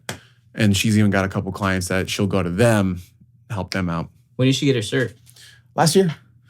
Early last year, I think it was. What made her want to like get her cert? You know what? Just her doing boot camps and like just loving the process of like getting strong and it helps like me, it helps us kind of stay sane. Yeah. You want to share it. Yeah. That's all it really is. It's definitely not for the money right away. No. Dude, that's the thing too. Dude, LA Fitness, you know how much? So when 30-minute sessions, I would get paid $12.50. Yeah. $12.50 for a 30-minute session. Yeah. It was complete bull crap, dude. Yeah. I was like, this is BS. Yeah. You know what I'm saying? Like, especially when the job requires you to keep working even after your sessions. Yeah. You know what I mean? I think it makes it easier too. Because I noticed. So if you're a trainer, if you're a coach, if you're in the fitness industry, and you're dating someone that's not, it's kind of hard because it's kind of like a nurse. Nurses work 12-hour days. Sometimes man, their days are hectic. They it's don't a way know of what life. they're gonna do. So it's like when you have somebody that's not used to that, it's hard because they don't understand where you're coming from. No, like you love each other and stuff like that, but it's hard because they don't understand what you're coming from or going through. So it kind of sucks. You guys are on two different ends of the spectrum. That's why, like, if you're dating someone in the fitness industry, like you and Lindsay are coaches, you guys get it. Like you guys understand each other. Yeah. And I think that's a huge plus side. It's definitely helping us. Yeah, date somebody in the same industry as you because they get it. And not only that, dude, like you guys can bounce off ideas off each other. Like and learn from each other. Yeah. Hey, Zach, what about this? Yeah. Oh shit, Lindsay, I didn't even think about that. You're a genius. Like, fucking, that's great. Yeah. Or like if she asks you questions, you'll help her out. Like, you guys program together. It's like you guys build each other up as like a power couple in a way. You got to be a team. And just like a huge team. And I think that's just a little easier. So it's good that she did that because she understands you now, dude. Yeah. Because I mean, me, you, Melissa, everybody I like know, we understand each other. We understand what each other's going through. But like when you have someone that's at home that's like that doesn't, it's really hard. Talking to someone with the more like 9 to 5 mentality, clock in, clock out. Yeah. It's very different.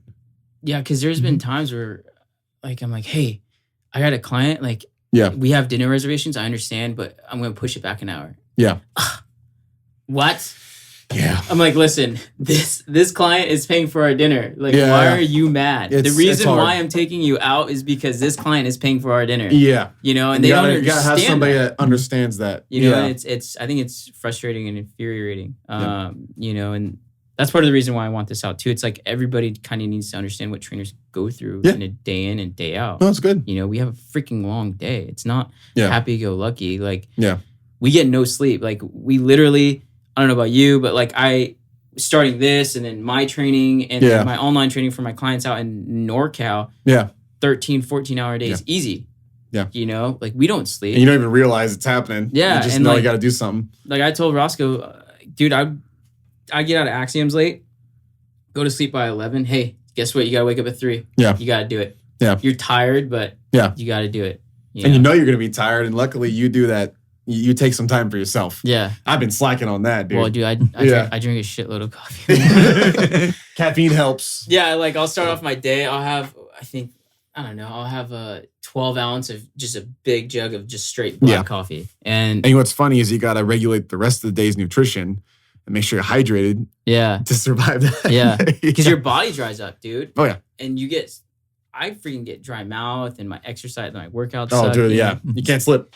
especially when you get older. Like, when I was like 18, oh, dude, I can go out to a bar. Energy for days. Like LA Fitness, I would go out and then not sleep. Yeah. Pound a rock star, train clients, go out again, Dude, not sleep. that's so common. And then I'd be fine. Now, if I go out and I go to sleep at 12 and I have to wake up at 5, I'm dead. I'm like, you fall asleep on your client, man. While they're dude, I'm pressing dead. on the bench, you're like on their lap. Like, do you feel the difference? Like, especially lifting, like we have to do activation stuff before we work out. Like for squats, I look like an idiot. I'm like doing hip thrusts with the band, very slow. I'm doing sumo walks, monster walks. That's what saves you though, man. I'm like squatting with the kettlebell all the way down, straight up. It's hilarious how much that changed. Yeah. Like when I was 18, I'm like, boy, put 2 plates on. Yeah. Put 2 plates on. I'll warm up with 2 plates. Like, and now I'm like, oh fuck. Yeah. Shoulder, my back, yeah. my knees, my hips. You know, so it's different too. Like, just the stuff you go through as you get older as a trainer too. You learn more. You use that, and then because your joints aren't gonna. You gotta take care of yourself too, and that keeps you invested in the process too. Yeah. Do you take supplements? Zinc and magnesium. That's it at night, because that helps me fall into a deeper sleep. And I say that because I've tried, on, off, trying this brand, that brand, organic and bodybuilding supplements, you know what I mean? And it turns out that like those are what I needed to get more efficient sleep. Okay. Because if you get like 3 or 4 hours, like they better be deep. You know what I mean? Like good sleep. You know Dude, what I mean? I need to try that. I haven't tried that. Zinc and magnesium, huh? And like everybody needs something different. And when it comes to vitamins, like certain things can cancel each other out. Like that's an endless talk right there. But that turned out to be what I needed. You know what I mean? Yeah. Because you're burning a lot of zinc, just sweating and running around, and even demonstrating movements. It's like little mini workouts. Yeah, dude. And then like when you're training somebody, like no one realizes you're especially if you have a strong client. Like when I would train Richard Kwok and Christine's, dude, they're strong. So it's all 45 planes. Yeah. Clink, clink, clink. Oh, gotta run to the other side. Yeah. Clink, clink, clink. I got me a little jack, dude. There's like a device where you can wedge it and you lift it. I've seen those. Yeah. I've seen those for like deadlifts and like hip thrusts. Yeah. Dude, I love those things. Oh, but man. you know what I mean? Like you get tired. You have to carry 45-pound plates, especially if you have strong clients, all the freaking day. Yeah. You're just exhausted. Not only that, but you got to do your own workout. Yeah. Take a shower, go home, eat, and come back for round 2. By that time, you're like, and if any of those things are All right, off, like if you slack on nutrition or hydration, you feel it the rest of the day. yeah. So, I mean, it kind of keeps you invested in what you do. Yeah. You can't fake it. Like No. you said, you got to be like all out, all about it. And clients can tell too because They can. Are you tired today? Yeah. Oh, dude, I hate that. Dude, yeah. Oh, you seem tired today. Dude, freaking, I like when I would work like and I'm exhausted. Clients would be like, "You okay? Like, you seem tired. They're, like, have checking you gotten on you. sleep?" I'm like, "Shit, They can tell. damn it." If you're not I like need the more usual caffeine. squirrel, man, Yeah. like they can tell. Yeah, I'm like, "Damn it," because that's not a good sign. Yeah. like so Because they want to come to you for that pick me up, for the energy. No, You know what I mean? Like it sucks, dude. But I mean, it's just part of the game. Yeah. Keeps you out of trouble. Kind of. Yeah, I guess in a way, right? But I don't know. It's just when you do get tired, but you kind of have to control it in a way. Mhm. So like I used to a year ago, 2 years ago, I went from drinking 4 cups of coffee and now I'm down to 2, but I'm smarter about it. Yeah. Like I'll drink a cup in the day and then I'll do my workout and then I don't know if you do this, but I get the iced Starbucks in the fridge from Vaughn's and I'll put it in and I'll mix my protein and There you gluten go. in it. Yeah. Dude, it's so good. It's like a mocha. Yeah. Sometimes I'll put like Italian creamer in it and sweet and low. It's freaking You gotta try it. But I'll do that and it just boom, light me up again. I'm like, okay, ready to go again. Energized. So it's just like you gotta be smart about it. You can't just like blow your lid the first half. No. Well, you said you cut down your caffeine levels, right?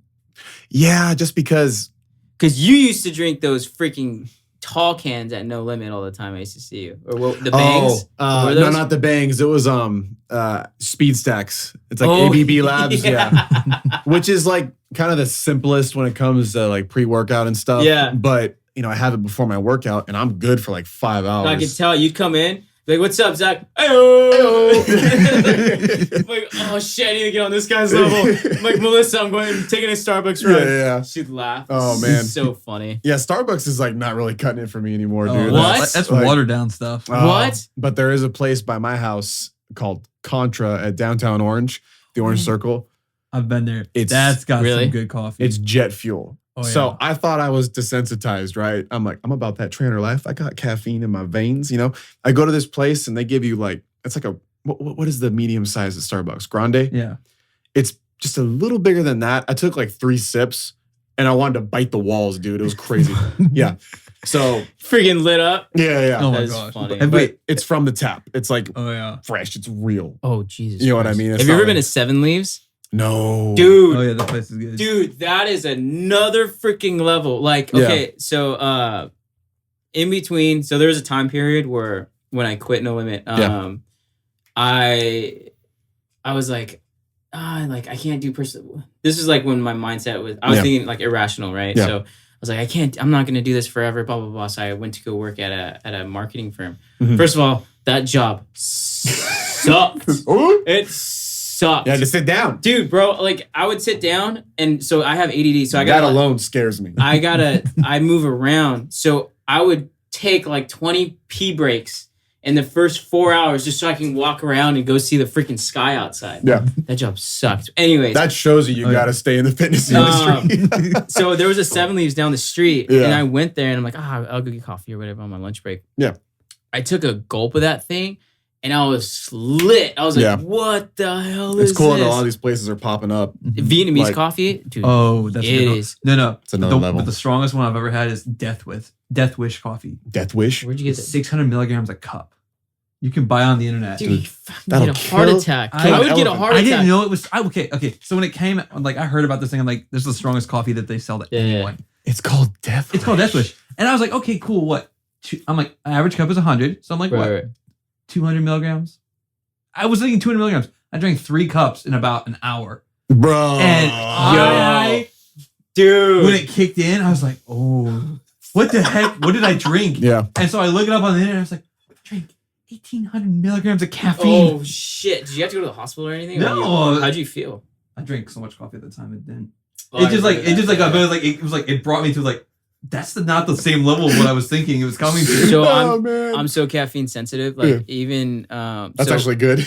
well, no, dude. Well, I'm small, dude. Yeah. I'm only 130 pounds. yeah. So it's like one cup will just light me up. Yeah. You know? You're good. So before I started working out, I think this was when Bang came out. Bang came out Oh, a while yeah. ago, and so at LA Fitness, there was like a little like juice bar area right next to the training desk. Yeah.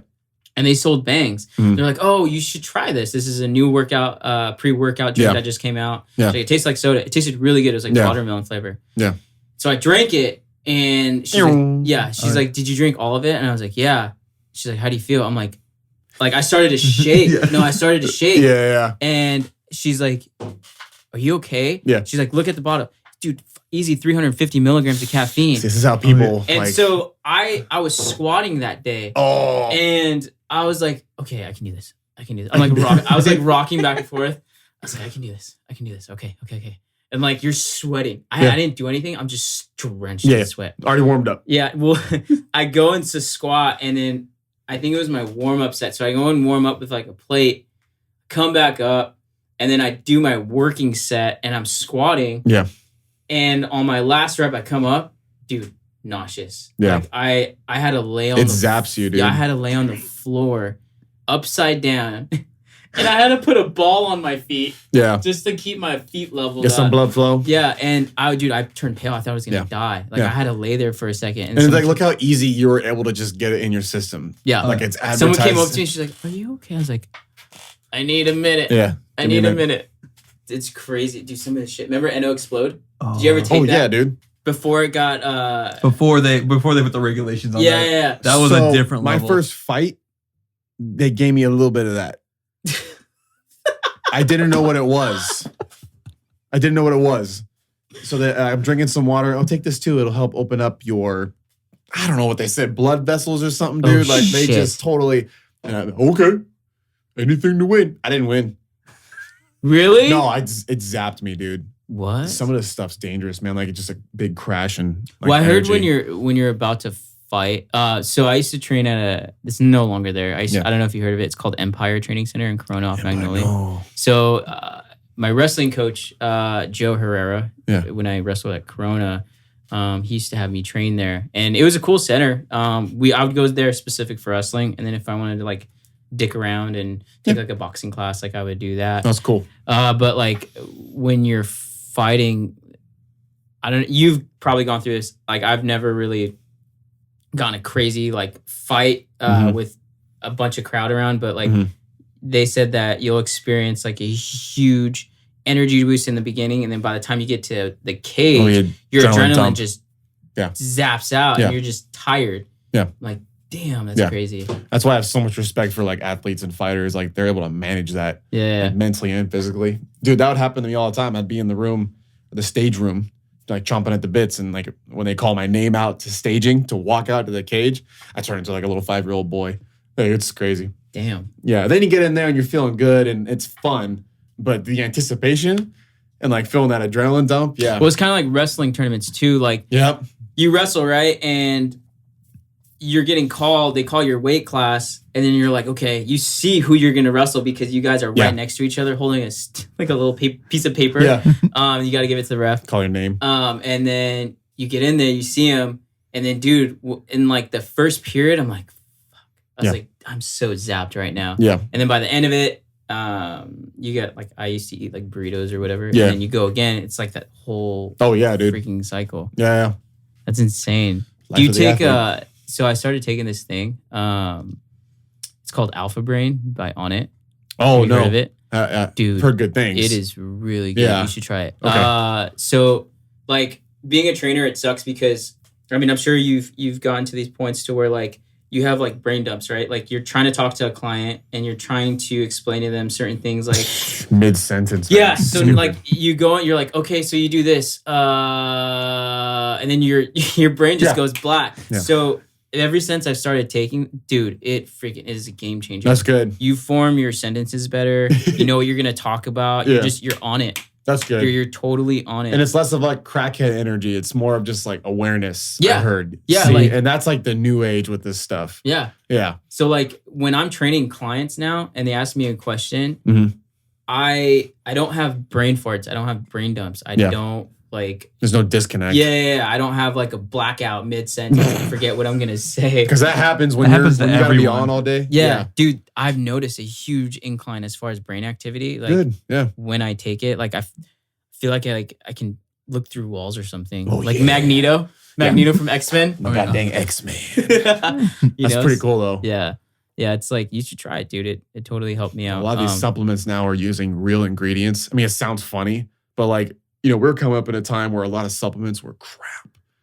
Like, yeah, people would just put shit together. Yeah. What was that one pre-workout that they put out? C4. Well, before, I mean, there was Eno Explode, but there's so many things that got recalled. And it got recalled.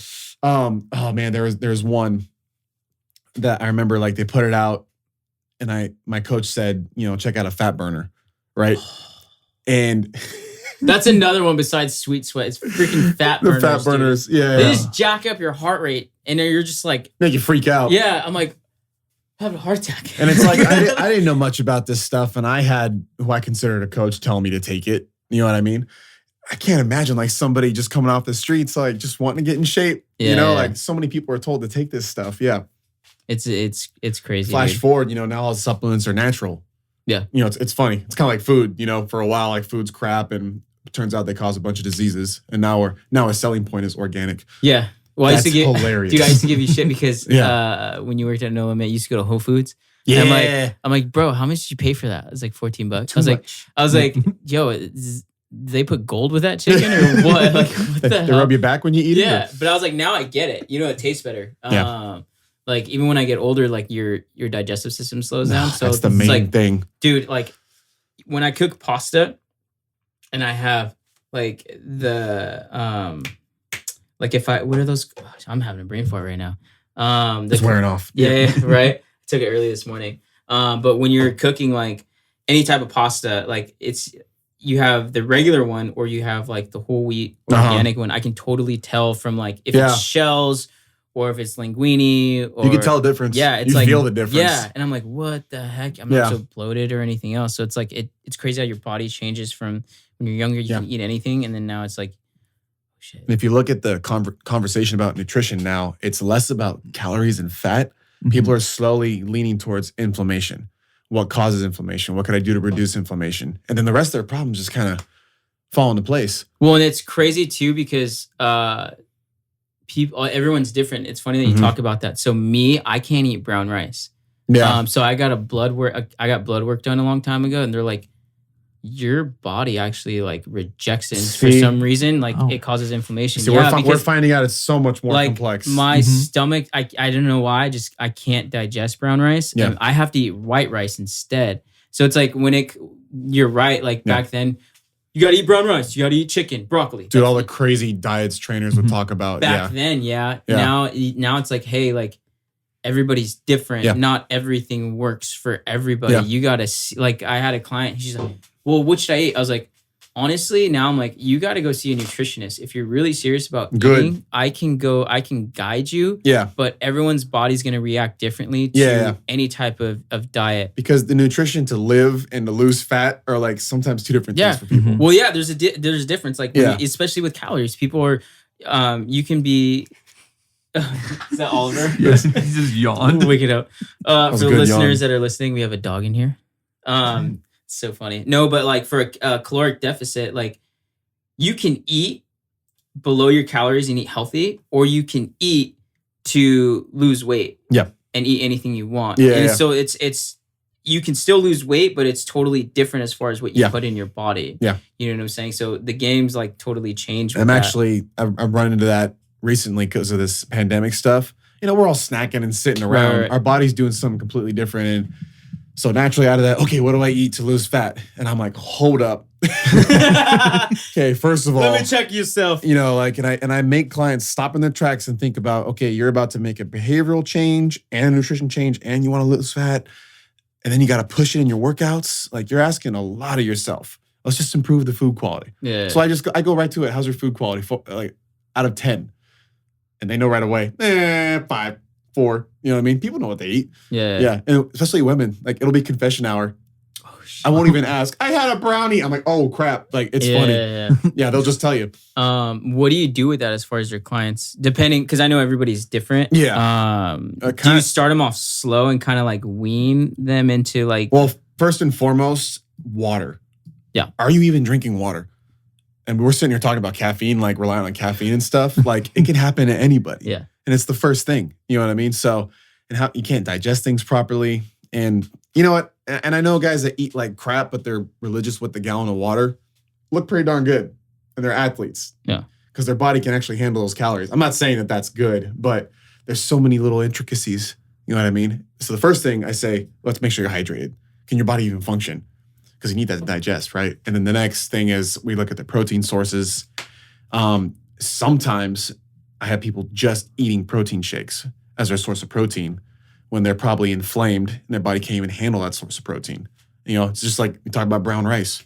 You know, while you're sticking to the brown rice diet, I'm not losing weight. I mean, they could be perfect, like religious with it, but turns out that causes inflammation. Yeah. So I kind of do this thing where I give them a structure. Let's make sure we're doing this, but I emphasize the fact that they have to experiment. You got to figure out what works for you.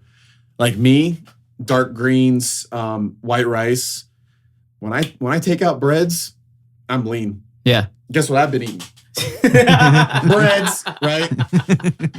So it's not really a matter of like carbs anymore because I can eat the same, amount of carbs, but maybe breads just don't agree with me, man. Yeah. And I got to come to terms with it. And sure enough, I'll lose weight, lose fat if I get rid of the crap. Yeah. it's crazy how so it food has changed. Quality first. Like back then it was so old school. Like even 2009, 2010, when I graduated high school, it's like brown rice, chicken, broccoli, brown rice, chicken, broccoli, steak. And then now it's like, not everybody's body's going to agree with everything that's going on. Like I have clients like come up to me. The first thing I'll ask them is like, hey, like, what are you doing with your, like, what are you on any type of diet? Oh, I'm doing keto. Okay, cool. That's great. How is that working for you? It's working great. Okay. If it's working great, stick to it. Yeah. If you run into a problem, come and talk to me. Yeah. Sometimes they will, sometimes they don't. Yeah. Dude, like keto's, I don't know. Like it's kind of like a double-edged sword Mhm. when it comes to diets. Keto's okay for Yeah. like weight loss because it is teaching you to take out some of the bad stuff. But Yeah. at the same time, your body needs carbs. Yeah. And that's something that keto really doesn't give you. Yeah. Because you need some type of energy source. Yeah, yeah. You know? To And if fuel you're your taking out workouts. one energy source, like you gotta make darn sure you're good with maintaining the other, sources of energy. Yeah. And some people aren't. So they'll lose weight and stuff like that, but they'll be like, "Oh, I don't feel energy. Like, what can I do?" I'm like, "Okay, let's start implementing." And I carbs hated back." seeing that. I hated seeing clients like sticking to the plan, Yeah. but they still feel like crap. Yeah. You know what I mean? But so and so pretty looking face on YouTube said it'll work. It sucks. Yeah. See, then that's what kind of like not aggravates me. I'm just like, dude, like you're not just a sellout, but you're giving out the wrong information. It's just wrong info. So yeah. it's like, and it's not individualized. It's Right, not right. considering the individual. right. You know what I mean? Because like I can have you, like if you're my client or Roscoe's Yeah. my client, if I have you guys on the same shit, one of you is gonna probably have good results. One of you is probably not. Not You be know, what it's that just person like you needs. said, it's just based on the individual. You got to find what works for you. Yeah. If you want to try the carnivore diet, try the carnivore diet. If Yeah. you want to try the freaking keto diet, you try the keto diet. That's the best thing. Test it out. Like, yeah, test See your if waters. it works for you, man. Don't believe everything. Just find so out. It's just everybody's different. Yeah, like I'll have my clients just slowly kind of see what works for them. If it works for them, then great. Yeah. And that takes some time. But like the thing too is like calories, so I always start, hey, what are your calories like? Yeah. Like today, eat like how you normally do, just log everything. See how it comes out. Usually almost always 90% of the time, excuse me, they're always over, right? So Yeah. you either can eat for weight loss or eat healthy. Yeah. You know what I'm saying? So Yeah. there's just two opposite ends of the spectrum. Like you can be at 1,200 calories. Yeah. You could eat 1,200 calories of like lean foods, Yeah. greens, Yeah. berries, fruits, oatmeal, Yeah. chicken or any type of meat, any type of protein, lamb, and everything else like that. Or you can eat 1,200 calories of pizza. You'll lose weight Yeah. because you're still under, but the nutrition that's going into your body Yeah. is completely And different. that's hard, explaining to people. Yeah. Really communicating. It's like, yeah, we can go with that. But if you're choosing like protein cakes, protein cookies, all that's out there, like you're still eating cookies and cakes. Yeah, it's You know what still I mean? it's still it is a healthier version of what you're eating, but at the same Yeah. time, it's like you need actual food. Nothing replaces Mhm. just improving your food quality. Yeah. And we all know what to eat, man. We know what's good and bad. Well, we got taught in freaking 4th grade. Remember the pyramid? Oh God. The pyramid of food. Like we got taught that. Not that long ago either. That's what's mind blowing. It's Yeah. like we all got taught that. But yeah, it's just like you either have that. Like Yeah.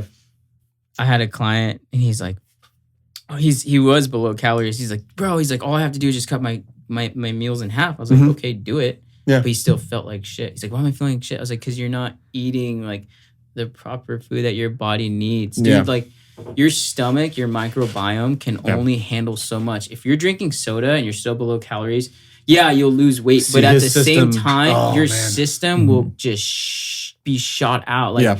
it'll feel like shit. Your Yeah. microbiome will freaking like just gas up and Yeah. it'll just not eat itself, but like it's not good for it, Yeah, like, it won't function well. it won't function well. And it's kind of like, you got to think of it as an athlete. You can't just focus on what you're eating. You got to worry about what that's going to do for you Yep. in the workout. Yep. And especially if you're tackling both at the same time, because that's what clients want to do. Like, what do Yeah. I eat? When do I come in to work Yeah. out? It's two different things, Yeah, two different mindsets. So, it's okay if one kind of falls short. Yeah. But yeah, food quality. Yep. That's usually all people need to fix. But not only that, like even was it? There's this certain statistic where half 40 to 45% of the United States is obese Uh-huh. or overweight. Yeah. So it's like I don't think like our food, like we generally know, right? We Yeah. generally know what to eat, but I think it's just the quantity too, the amount of volume Oh, that we eat. dude. We eat Oh, way yeah. too much. Yeah. Like Yeah. even like I've been at a restaurant where it's gourmet. Yeah. And they'll give like I've been to dinners like on dates and they'll give you like small quantities. Yeah. I'm even like, the hell is this? Yeah. It's like a snack. Yeah. You know? Like we're so used to eating like a huge amount Yeah, of being big portion. stimulated with a big And plate. then at the end of it, you're just like you're just shot out. You know what my favorite story is when people go to Europe and lose weight. Well, because the quantity is so It's low. just- Dude, I lost 5 pounds. Yeah. Like just walking, taking the train, walking again. And they're eating pasta all day, man. Yeah, They're losing but weight. their quantities are so small. They have quality, like they have control of the amount that they're eating. Yeah. You know, not only that, they're walking everywhere too. The activity, so that helps. We're driving around. Dude, like right now, we're sitting. We're sitting. When we're training clients, like, we'll burn a few calories, like going here and there, but like the 9-to-5ers, they're sitting. They're sitting. Yeah, they're Not only that, I have clients that have to go to LA. So you got to drive and sit which is for so an hard hour on to the body. LA. Yeah. And they got to sit, drive back, and then come to the gym, work out, and then they do the same thing every day. That's all they're doing is sitting. So it's freaking hard. It's something to consider. Different way of life.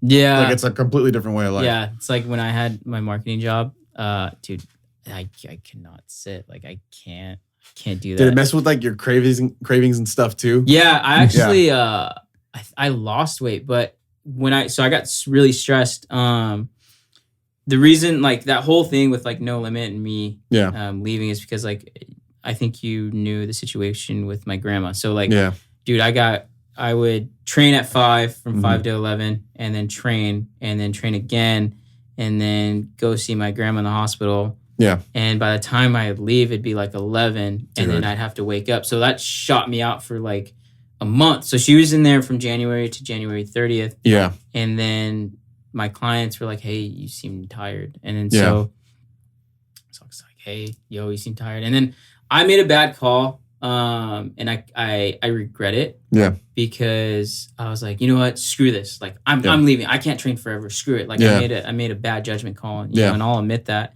So that's why I went to the marketing thing. But then I had like a self-evaluation. I was like, I'm okay at training. Yeah. I don't think I'm that great. Honestly, I don't think I'm a good trainer at all. I still have a lot to learn. You know, I still have a lot to learn from you or anybody else. Like I thought I was okay, but I'm like, listen, you were a trainer so far for 7 years. You donated so much of your time to becoming a trainer, and now you took a break. Like, all you have to do is just stick to it. So then now I quit that, and then I came back to training. That's awesome, dude. You know, so it's like during that time, I was like, wow, like this put me in check. Like, sometimes it takes that though. You got to go through a rough patch to really appreciate like the good you had. Oh yeah. And especially with training, that'll happen. Yeah. Like I came back and I'm like, you know what? That's never going to happen again. That's like, good. I'm going to make this work no matter what. See, then it was productive. Yeah. Yeah. Not only that, it gave me ideas. Yeah. It taught me to be a better coach, taught me to be a better trainer. It taught me not to take what I had for granted. Yeah. You know, to do better at my job, to be nicer to people, stuff like that. It also taught me to like kind of think about, don't be irrational, think logically. At the end of the day. Yeah. You know, especially nowadays, a lot of people don't think like that. No. It's very hard, you know. And that probably helped you with like stress management too. Oh, which a lot of people don't learn. Yeah, like because you've been there, you've had it affect you. Yeah, well, you know what it's like. I recently came back in March. Yeah. So I lived in Oakland for almost a year. Dude. Yeah. Let me tell you, that was another thing. So I went to Oakland and I trained there. The facility was nice and everything like that, but like when you go through something like that, living in Oakland, it was rough. So every day you have to watch your back. When I was walking to the facility, every day when you're walking I to the can't even facility, imagine. Yeah. You have to watch your back. Dude, I've had a couple of people try to come up to me and take money from me. Really? Yep. When I'm walking to work, when I'm walking to the damn facility. Yeah. This one guy, it was called Active Sports Clubs. Mm-hmm. We used to live on this little lake called Lake Merritt. Yeah. And so it was on Alice Street. So you take Alice Street and you turn down on 14th and you walk all the way to the facility. It was like literally a 10-minute walk, right? Damn, dude. But it was in downtown Oakland. Yeah. So you run into a lot of things. So when I would walk at 5 a.m. to go to the facility, you'd see people shooting up. You'd see people 5 a.m. Yeah, man. crap Yeah. pipes. It Like, starts it was early. nuts. And then Yeah. when I got home, I don't know what day it was, but this guy asked me. He's like, "Hey," he's like, "give me some change." And I was like, "What?" I was like a scared kid. Yeah. I was like, "What?" He's like, "Give me some change." I was like, "I don't have any change." And he asked me, he's like, "What's that clinging in your pocket?" Yeah. I'm like, "Dude, I don't have any change." He tried attacking me, and it sucks. Like, Damn. I experienced a lot in that year, and then now that I'm back in Orange County, like, Yeah. I came back and I'm like, I'm never gonna take what I had for granted. You Yeah. know, like whatever I'm doing, like training, my friends, Probably got your family. passion back for training. Not dude. only Yeah. that, like that, and then that's why I want to start this. Like, Yeah. I've learned so much. I've gone through so much that I came back and I'm thankful to live in Orange County. I'm grateful to live here. Like, I'm thankful that I live in the place that I'm at, and I'm available to train clients and do this. Yeah. Like, That's good, man. you sometimes have to go through a rough patch to figure out, like, hey, Oh yeah. that's actually your passion. Yeah. I don't know if you've ever gone through that. Oh, dude, big time. How? All it takes is a bad year, dude. None of it's career related. Oh, okay. But actually, with a lot of things, as soon as it's out of your life, you see what it really does for you. Yeah. You know what I mean? That could be for anything, really. Well, not only that, dude, it's like you're helping someone. Like, this is why I love training. The person in front of you is coming to you because they think you know the solution to their problem. Yeah. That's why they're coming to you. So it's like, hey, how can I help this individual reach their goal? How can I solve their problem? And 6 months to a year down the line, they're like overjoyed because they've gotten either the weight to they're at, or they can lift as much as they wanted to say their lift. But that's why I love it. You're helping people. You're helping people get better. It's good. You're helping people better themselves. Yeah. Like, mentally, physically, overall, like, you see it too. Like, I don't know if you noticed, but like, I've seen it with clients where day one, I'll have them, and then 2 years down the line, you see a big mood change. Like, dude, different people. Right? Different people. It's pretty cool. Yeah. Like, they'll mood change with their family. Oh, everything. Bro, I can move around with my kids better. Yeah. I can move around with my grandkids better. Yeah. I'm taking my wife out more. I'm more loving. I'm not so sluggish. I'm not tired all the time. Dude, see, that's cool. Especially for guys, because guys really struggle with like stress management, and that might be all they need. Yeah. And it helps the rest of their life. Yeah. So, no, that's good. That's one of the main reasons why I like doing it too. Yeah. I mean, it's a people job. Yeah, it is. You're helping people out. Yeah. The fitness is next. Yeah. Yeah. It's like, fix the problem first. And a lot of it too is like, I'm not sure if you've had clients like that, but sometimes I just want to talk to you. No, I'm serious. You gotta be there, like psychiatrist, therapist, everything all bundle up, and a trainer. Yeah. So it's like a lot of times that helping can come from like a talk that they want to have with you, and then training. Like, you're right, training comes second. So I've even had a client at one point, like, I helped him make a career change. I'm like, I don't know if I should do this, or I kind of want to do this. I'm sick of Really? Yeah. And it's just like, and I would talk about how I got the business. I said, I didn't get this business from, just waiting. Things happened and I had to take advantage of it. Yeah. And it helps them take advantage of things for their career and like take that next step, that next leap. Yeah. And sometimes you need a buddy to do that. Not just a trainer, but you need a buddy to help you. Right. And I think it's cool too, like, if you know people, like, it doesn't even necessarily need to be in the same industry as you. Like, if you see somebody that you're close with doing good, you're like, oh shit, I need to kick it in. Like, where's my laptop? Yeah. Like, what do I need to do? You want to get cracking. Yeah. Like, you need to get going. And then slowly you both are starting to improve. Oh, dude, yeah. And you kind of feed off each other's energy too. Yeah, it's all energy. So all energy. That's what I love too. Like, even in clients, like, hey, what are you, like, clients keep me in check. Yeah. Hey, how's your day going? Like, you get some rest? Are you working out? Like, makes you think about what you've been doing. And I'm like, oh shit, they're putting me in my place right now. Yeah. So it's really cool to kind of experience that too with people, because we can learn from clients as well. Yeah.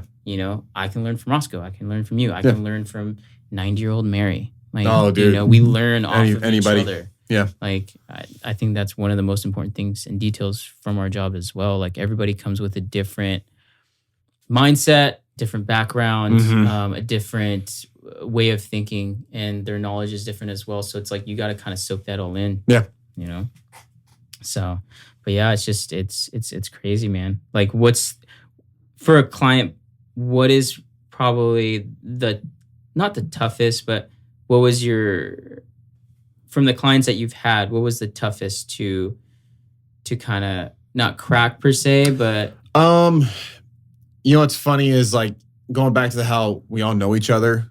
So even some other trainers have had like same clients, and they'll say stuff like, "Oh, she's a tough one to crack." Yeah. You know what I mean? Or a tough one to kind of get going. The coolest thing for me is having those clients and then helping them and seeing them get better. Yeah. So it's kind of like a challenge for me, but not just that, but you got someone that wasn't comfortable maybe with themselves or their fitness, and now they're doing something awesome. So, but you have to be on your game, and you got to learn about the person. Like you said, you got to be like therapist half the time. Yeah. Know what kind of questions to ask, and yeah. Okay. But it's cool. I mean, you learn more about people, and you can read yourself a little more. Yeah. I'm more in tune with like my girlfriend, with certain things, and it helps. It's people skills. Yeah. Yeah. Yeah. No, I totally get that. Yeah. Does Lindsay ever get pissed at you? Because I always see you videotaping In her. general, yes. Yeah. Every time you videotape her, I'm like, Yeah. whoa, it looks like she's going to kill him. It's Yeah. so funny. She might. Your videos She might. are hilarious. Yeah. Like, I don't know where you come up with this stuff, but like, dude, they're so funny. My favorite one, I think I showed all my clients, was like when we were during quarantine. Yeah. And you had one where you had a Sharpie in your ear. Yeah. And you're like, "Hi, this is Jackass from Jackass News. No. I have a question." All the briefings, Yeah, man. dude, those were funny. Yeah. Like, The you fake should be news briefings. like, but like, Arya. Yeah. So my buddy, you and Arya are probably like the funniest people that I look at. Like, Yeah, I look yeah. at their stories, Yeah. and I'm like, these guys are fucking hilarious. Yeah. Like, Gotta stay entertained, it man. is so funny. Like, I'm like, okay, like whenever you post a story, I'm like, okay, what is he? What has he to? got now? Yeah. What has he got going? Like, my favorite too is the one with the dishes. Uh-huh. The one where you put the dogs and the heavy metal music, and then there's dishes. In They're the all sink. pissed off.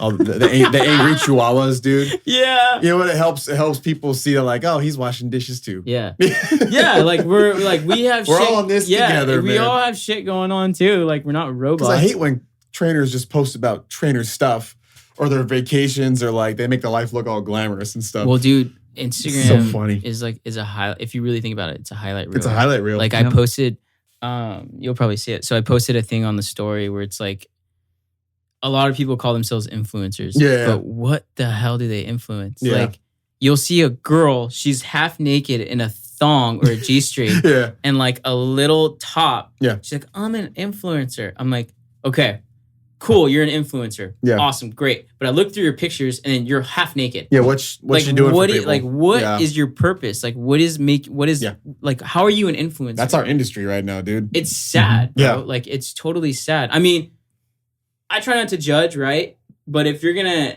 call yourself something Yeah. and say, "I'm this person," cool. How are you that Yeah. person? What are you doing to be that Yeah. person? Yeah. Like, I'm a coach. Yeah. We're all coaches. Yeah. A coach is there to help the person that cannot help themselves. Yeah. So that's why we're there. We're helping them through from step 1 to step 200, Yeah. or however long it takes. But it's like, Yeah. the influencer stuff just kind of kills me, man. Like, And I hate that our industry is so affected by it. yeah. Because when you think fitness, that's what you're thinking Well, of. like, I mean, first off, there's some people that are okay. Like, there's a few people that are cool, but like, if you're all only showing like pictures of you butt naked, Yeah. or like Selfies your on cars, selfies. Yeah. or Possessions. Yeah. possession, yeah, That's like very anything common. else, like, I'm like, okay, what are you trying to prove? Yeah. Like, I'll try to post my clients or Yeah. people coming in or fun stuff, just like you. Like, Yeah. hey, we're all people. It's just like, Best thing I've done for my social media is the client highlights, like at the end of the week. Mhm. Like, and then clients will say, like, oh, do I get to make the highlight? that's cool. Yeah. Yeah. And it's just little things like that. I mean, it's kind of a biatch to like edit and like get all the footage and stuff. Yeah. Like I said, I'm a one-man media team, but it's very fulfilling because they see that they're a part of something. Yeah. Because I tell you what, man, I've tried different things. When I just post about myself, I only attract a certain amount of people and barely anybody. When I just post clients and just try to be like the brain and trying to educate about fitness and not about, myself, there's like no image. Nobody wants to train me. It's that delicate balance between both. Yeah, you got to find like what works for you. Yeah. It's like you know what me, I'm saying? client, funny stuff. Yeah. You'll see. I got a stupid. I think little everybody has rotation. their own niche too. You know, Yeah. everyone has kind of their own niche, and you'll kind of find it. Like I've noticed that too. Like only a certain. I've noticed a certain. Like I'm very versatile as far as I train. Like I can train basically anybody. Yeah. But like you'll attract kind of not the same people, but like they'll have certain traits that are the same. You know what I'm saying? Like it's kind of hard to explain, but you kind of know what I'm talking about. Yeah, you get like the same kind of energy you put out. Yeah. And not only that, like when you put highlight reels, a client's, it just shows like, oh, he's posting me on his IG. Like I need to try that much People harder. love that, man. Yeah. They want that spotlight because they are looking at all the other coaches in the fitness industry. Like, and it's something that's kind of, idolized. Yeah. And like, oh, that could be me. Yeah. But the trainer just has to do it, man. Like, No, I totally agree. I think that's why with this too, it's like, I think we all need to like kind of learn from each other and kind of not fix it. Just kind of get more educated as far as like, there's definitely got to be some communication. What influencer actually means as a word. Yeah. What you're supposed to do, not just post shit. Because you got these kids growing up and their introduction to fitness, it's not like us. We had sports, maybe competing in something, or just working out for mental health. They don't have that. Their first image of fitness is on Instagram. Mm-hmm. It's pretty crazy when you think about it. No, you got a point. I've never thought of it that way. You got a point. So like why you and I got into fitness might be something that's like long gone. Yeah. Because the kids now, they see like who our famous bodybuilders are right now.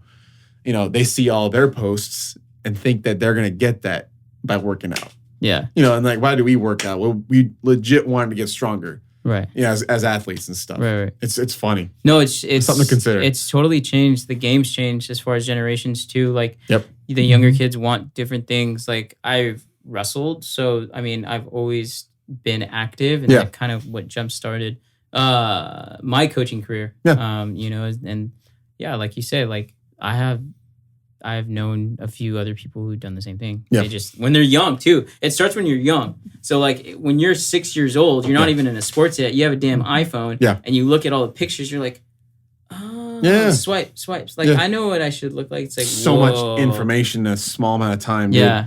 It's like, it's ridiculous. I think people should just be more educated about it and kind of learn first and then kind of see where they want to go. Yeah. And that's the thing is, what's cool about it, it's out there and kids will learn about this stuff quicker, but they're kind of susceptible to like one mindset. Yeah. Instead of looking at everything and understand that there is a lot to learn. Yeah. Kind of like us, So hopefully it takes a good direction. Yeah. It's gonna be interesting. Yeah, we'll see. It's just like, I mean, the people that are like bodybuilders and pretty boys, that's fine. It's just them putting out the right information. That's what matters to me. And a lot of them don't. They just like, They'll put themselves shirtless in front of a rented out Ferrari, in front of a rented out house, posting like a quote, and I'm like, all right, like, okay, it's like that little thing too. Yeah, it works for some people, man. Yeah, dude, I can't get clients like that. Can you imagine me like a photo shoot in front of a Ferrari? Oh, like you look so sexy, Zach. I appreciate that. I appreciate it. Not right now with the COVID-19, but yo, that's crazy. So like, where do you see yourself as far as subculture? Like, if you had a timeline, right? Yeah. And we start year one now. Yeah. Like, where do you kind of see yourself in 5 years? Well, I mean, I definitely want to get crazier with the personal training. That's always going to be like top priority. But my posts, I kind of explore the unconventional methods. Like I love the fundamentals, I love the basics, but the kettlebell and the mace training, it's coming up. Yeah. And not just that, but it's actually turning out to be less impact for kids, even for old folks. Like it sounds crazy, but like I'd love to have a class of like senior citizens and just moving a kettlebell or a mace around, Do you have seminars at your gym? Like, remember how we did it? I was before all this crap happened. Okay. And I was even doing like women's self-defense stuff. Oh, I did one for Lululemon Brea because what? Yeah. Wait, yeah, I saw that. You saw that with Wes. And then because Melissa has that connection, and like I said, connections, man, you never know what can happen. And I make sure I'm keeping the martial arts and the fitness going at the same time because it's two different worlds to be a part of. Yeah. And sure enough, I ended up doing that for like a Women's Day, I think it was. Yeah. And at this time where women's safety is very important. You know what I mean? It's very important to have those skills and be able to defend yourself. It turned out to be like perfect timing. But I would have never expected that. Right. You know what I mean? So definitely keep chugging along with like the personal training. I'd love to explore the unconventional methods. I might have a buddy that can like weld some stuff and like powder coat it too. So if I can get like my gym's own brand of like kettlebells and maces, your name on it. So I might get started on my own like apparel and equipment line, sooner than I thought. But like I never could have seen that coming, with just like the pandemic but like you said with Trainer Talk, right? It's the time kind of helped you get into something. Well, it's crazy too because even CEOs, business owners, you don't know where you're gonna go. Yeah, you have a plan, but something like this you can have a plan. Just kind of can hit you in the face, yeah. And then you kind of have to retreat, regroup, and see where it goes. Yeah, Do you plan on getting a bigger place, or do you just plan on staying there? I'm gonna stay there for a while because you're renting, right? Yeah. And luckily the people, like the landlord and everybody, they're really cool. I'm very lucky. And it's actually a great spot to be in because when I say Newport and 17th, people know where I'm at. Or you're like, if I say Trader Joe's, I know where that is. It's a great spot, Plus it's off to its own, I'm not really connected to anybody. It's kind of like its own little building. So it's perfect. Okay. For what I want to do right now, it's perfect. Eventually, if I get crazier with classes, I might look to get a facility. It's a little bigger. But for right now. Because you've had that for how many years? A year now. Damn, dude, congrats, dude. Yeah. Nice. Yeah, I didn't even realize it until my landlord said, hey, so, the lease is up. It's going to start the new one. And I'm like, oh, crap, it's been a year.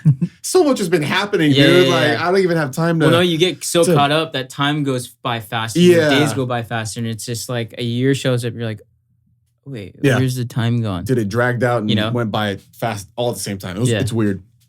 Okay. Yeah. And then Lindsay and my landlord had to remind me, happy 1 year. And I'm like, I'm so wrapped up in like with clients and like, Nexus coming up and just like, bills and stuff. It's just. So Nexus, that's the online training. Yeah. So you're going to build that up too, probably? Yeah. Okay. Yeah. And that's turning into a pretty productive angle. Yeah. So people are attacking it, especially right now because maybe some people aren't comfortable going to gyms yet because we still don't. There's going to be a spike next week. Dude, I don't. Maybe it all drops. Who knows? I see different numbers every day. They can't even make up their mind. Like they'll say one thing one day and the next will be like, oh, we can't do that now. Yeah. Yeah. No, exactly. Like they flip flop so fast. That's crazy. Dude, so like before COVID, I used to wake up, right? January, February. I knew what my day was going to be like. I'm like, okay, I have this person. I know what I'm going to do. I have a little bit of chores, now there's errands. an uncertainty. And now I'm going to wake up and I'm like, fuck, are aliens going to come? Like, what's going to happen? It's weird, man. And people are feeling that actually. It's something to consider. So when it comes to like me selling a workout program, that's like, do you want some more stress? You want stress on your body on top of the stress of possible aliens? No, I'm just kidding. So the online training turned out to be something that was convenient for people. Yeah. A lot of people adapted to that, especially trainers too. Yeah. They went online crazy, like everybody. You see all that. Let's switch. Yeah. You gotta go in this direction. You see all the ads to help out trainers, like, dude, that was funny. And you were bashing that too. I was getting so mad. You had that mad. drawing of the guy.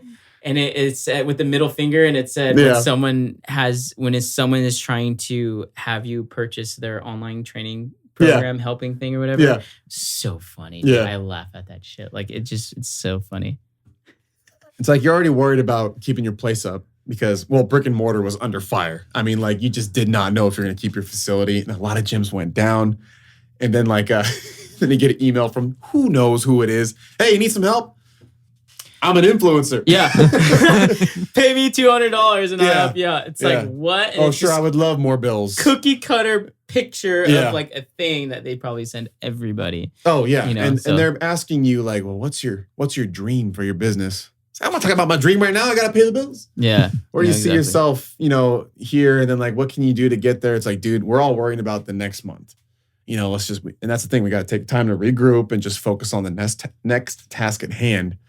Yeah. And like, I'm not going to plan 5 years from now, with this dark pandemic. Well, it's hard being a business owner, I imagine, too, because like everybody's running around with their eyes closed and their heads cut off, and they're still trying to make it. Like I've even worked more to help out a little bit at the facility, but it's like, I see the stress, dude. It's the little extra helps, but it is stress. It is added stress. Mm-hmm. Yeah. Damn. Well, you're lucky to be open. Right? Oh, yeah. Yeah. Luckily, like things lined up, and I got great clients that still support me. Because I had some people lose their jobs. I had some people that say I can't pay the membership. Some said, let me keep paying the membership. Because I don't have an answer. Right. I get it. And then even right now, like, every month I'm checking in with clients. Yeah. What's new in your life? Is everything okay? Yeah. No, I'll do the same thing. Yeah. I'll do it like I used to do it like every 10 days. So when COVID happened, I would text them every week. Hey, what's going on? You okay? You need anything? Yeah. Now it's about once a month.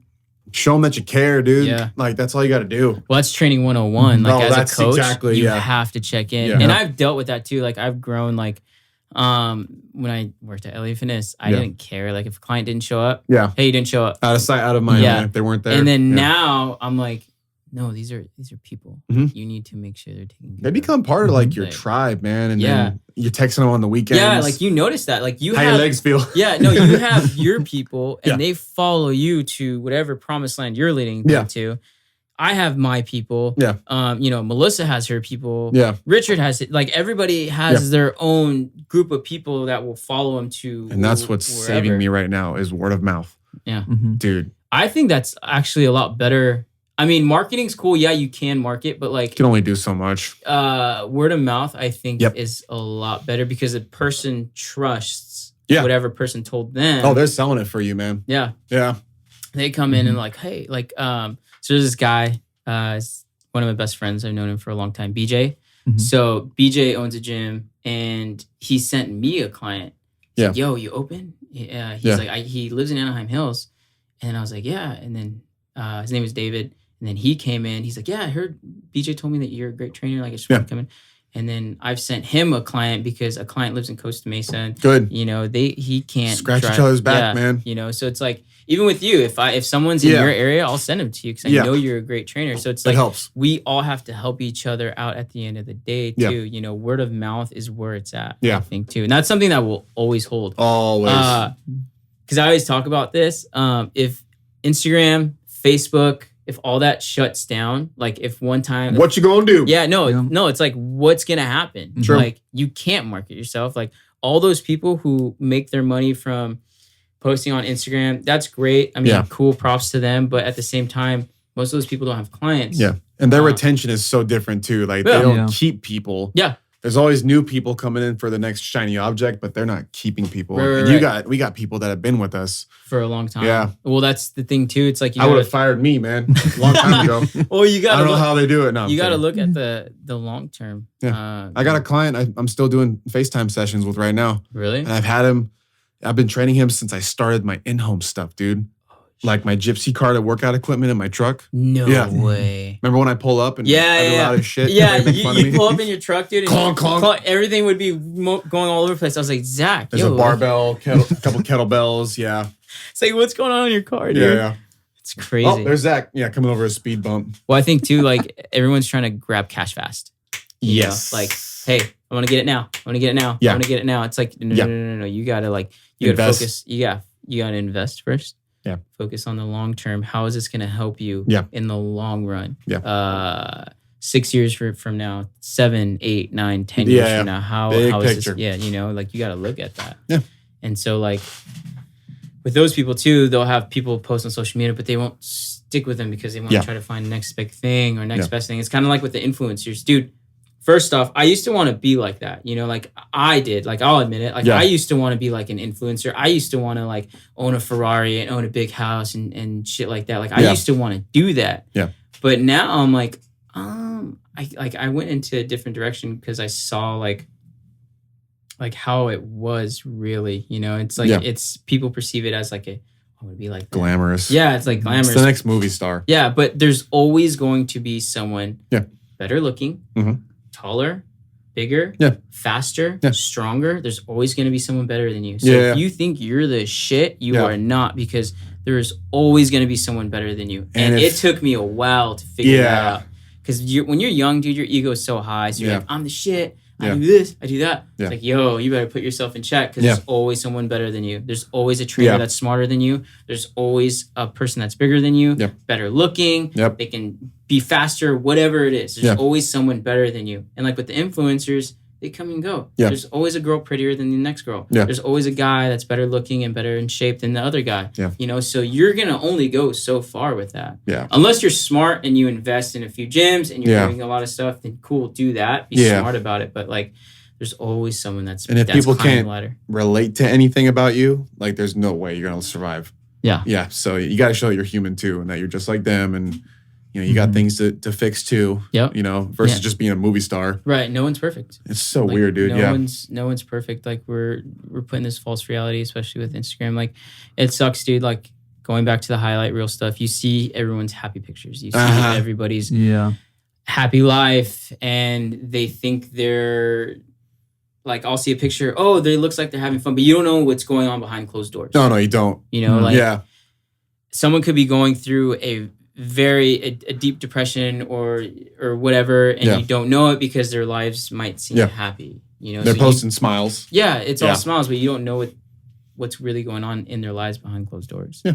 You know, I think that's what people need to kind of realize too, especially with the younger generation.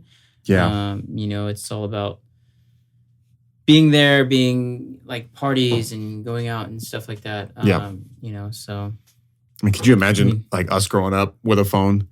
Like, dude, my first phone. So when I got a phone, do you remember those prepaid ones? Yep. I had a pay-as-you-go phone from Singular Wireless. Yeah. Singular Wireless. I had a pay-as-you-go phone, and that was my very first phone. My mom had to buy me a card, and I'd have to punch the numbers in so I can get minutes and texting. Damn, dude, that's like, seriously. And that was when I was like a junior in high school. Wasn't even that long ago, dude. either, Junior in high school, I had a pay-as-you-go phone. Like it's, and I see these kids with like the freaking iPhone 10s and 11s, and I'm like, they're seeing all this stuff so much sooner. Like, do you know what I had? I was like, I had a freaking Razor and a flip phone. Razors. Oh my gosh. Dude, those things were the most popular phones. The Razors, dude, those were the shit. Or the Envies. Do you remember the Envies that slid up? Oh, yes. Dude, those were dope. Yeah. And the sidekicks, the ones where you flick. Oh, dude. And people... Like, all the stuff that we thought was cool. Yeah.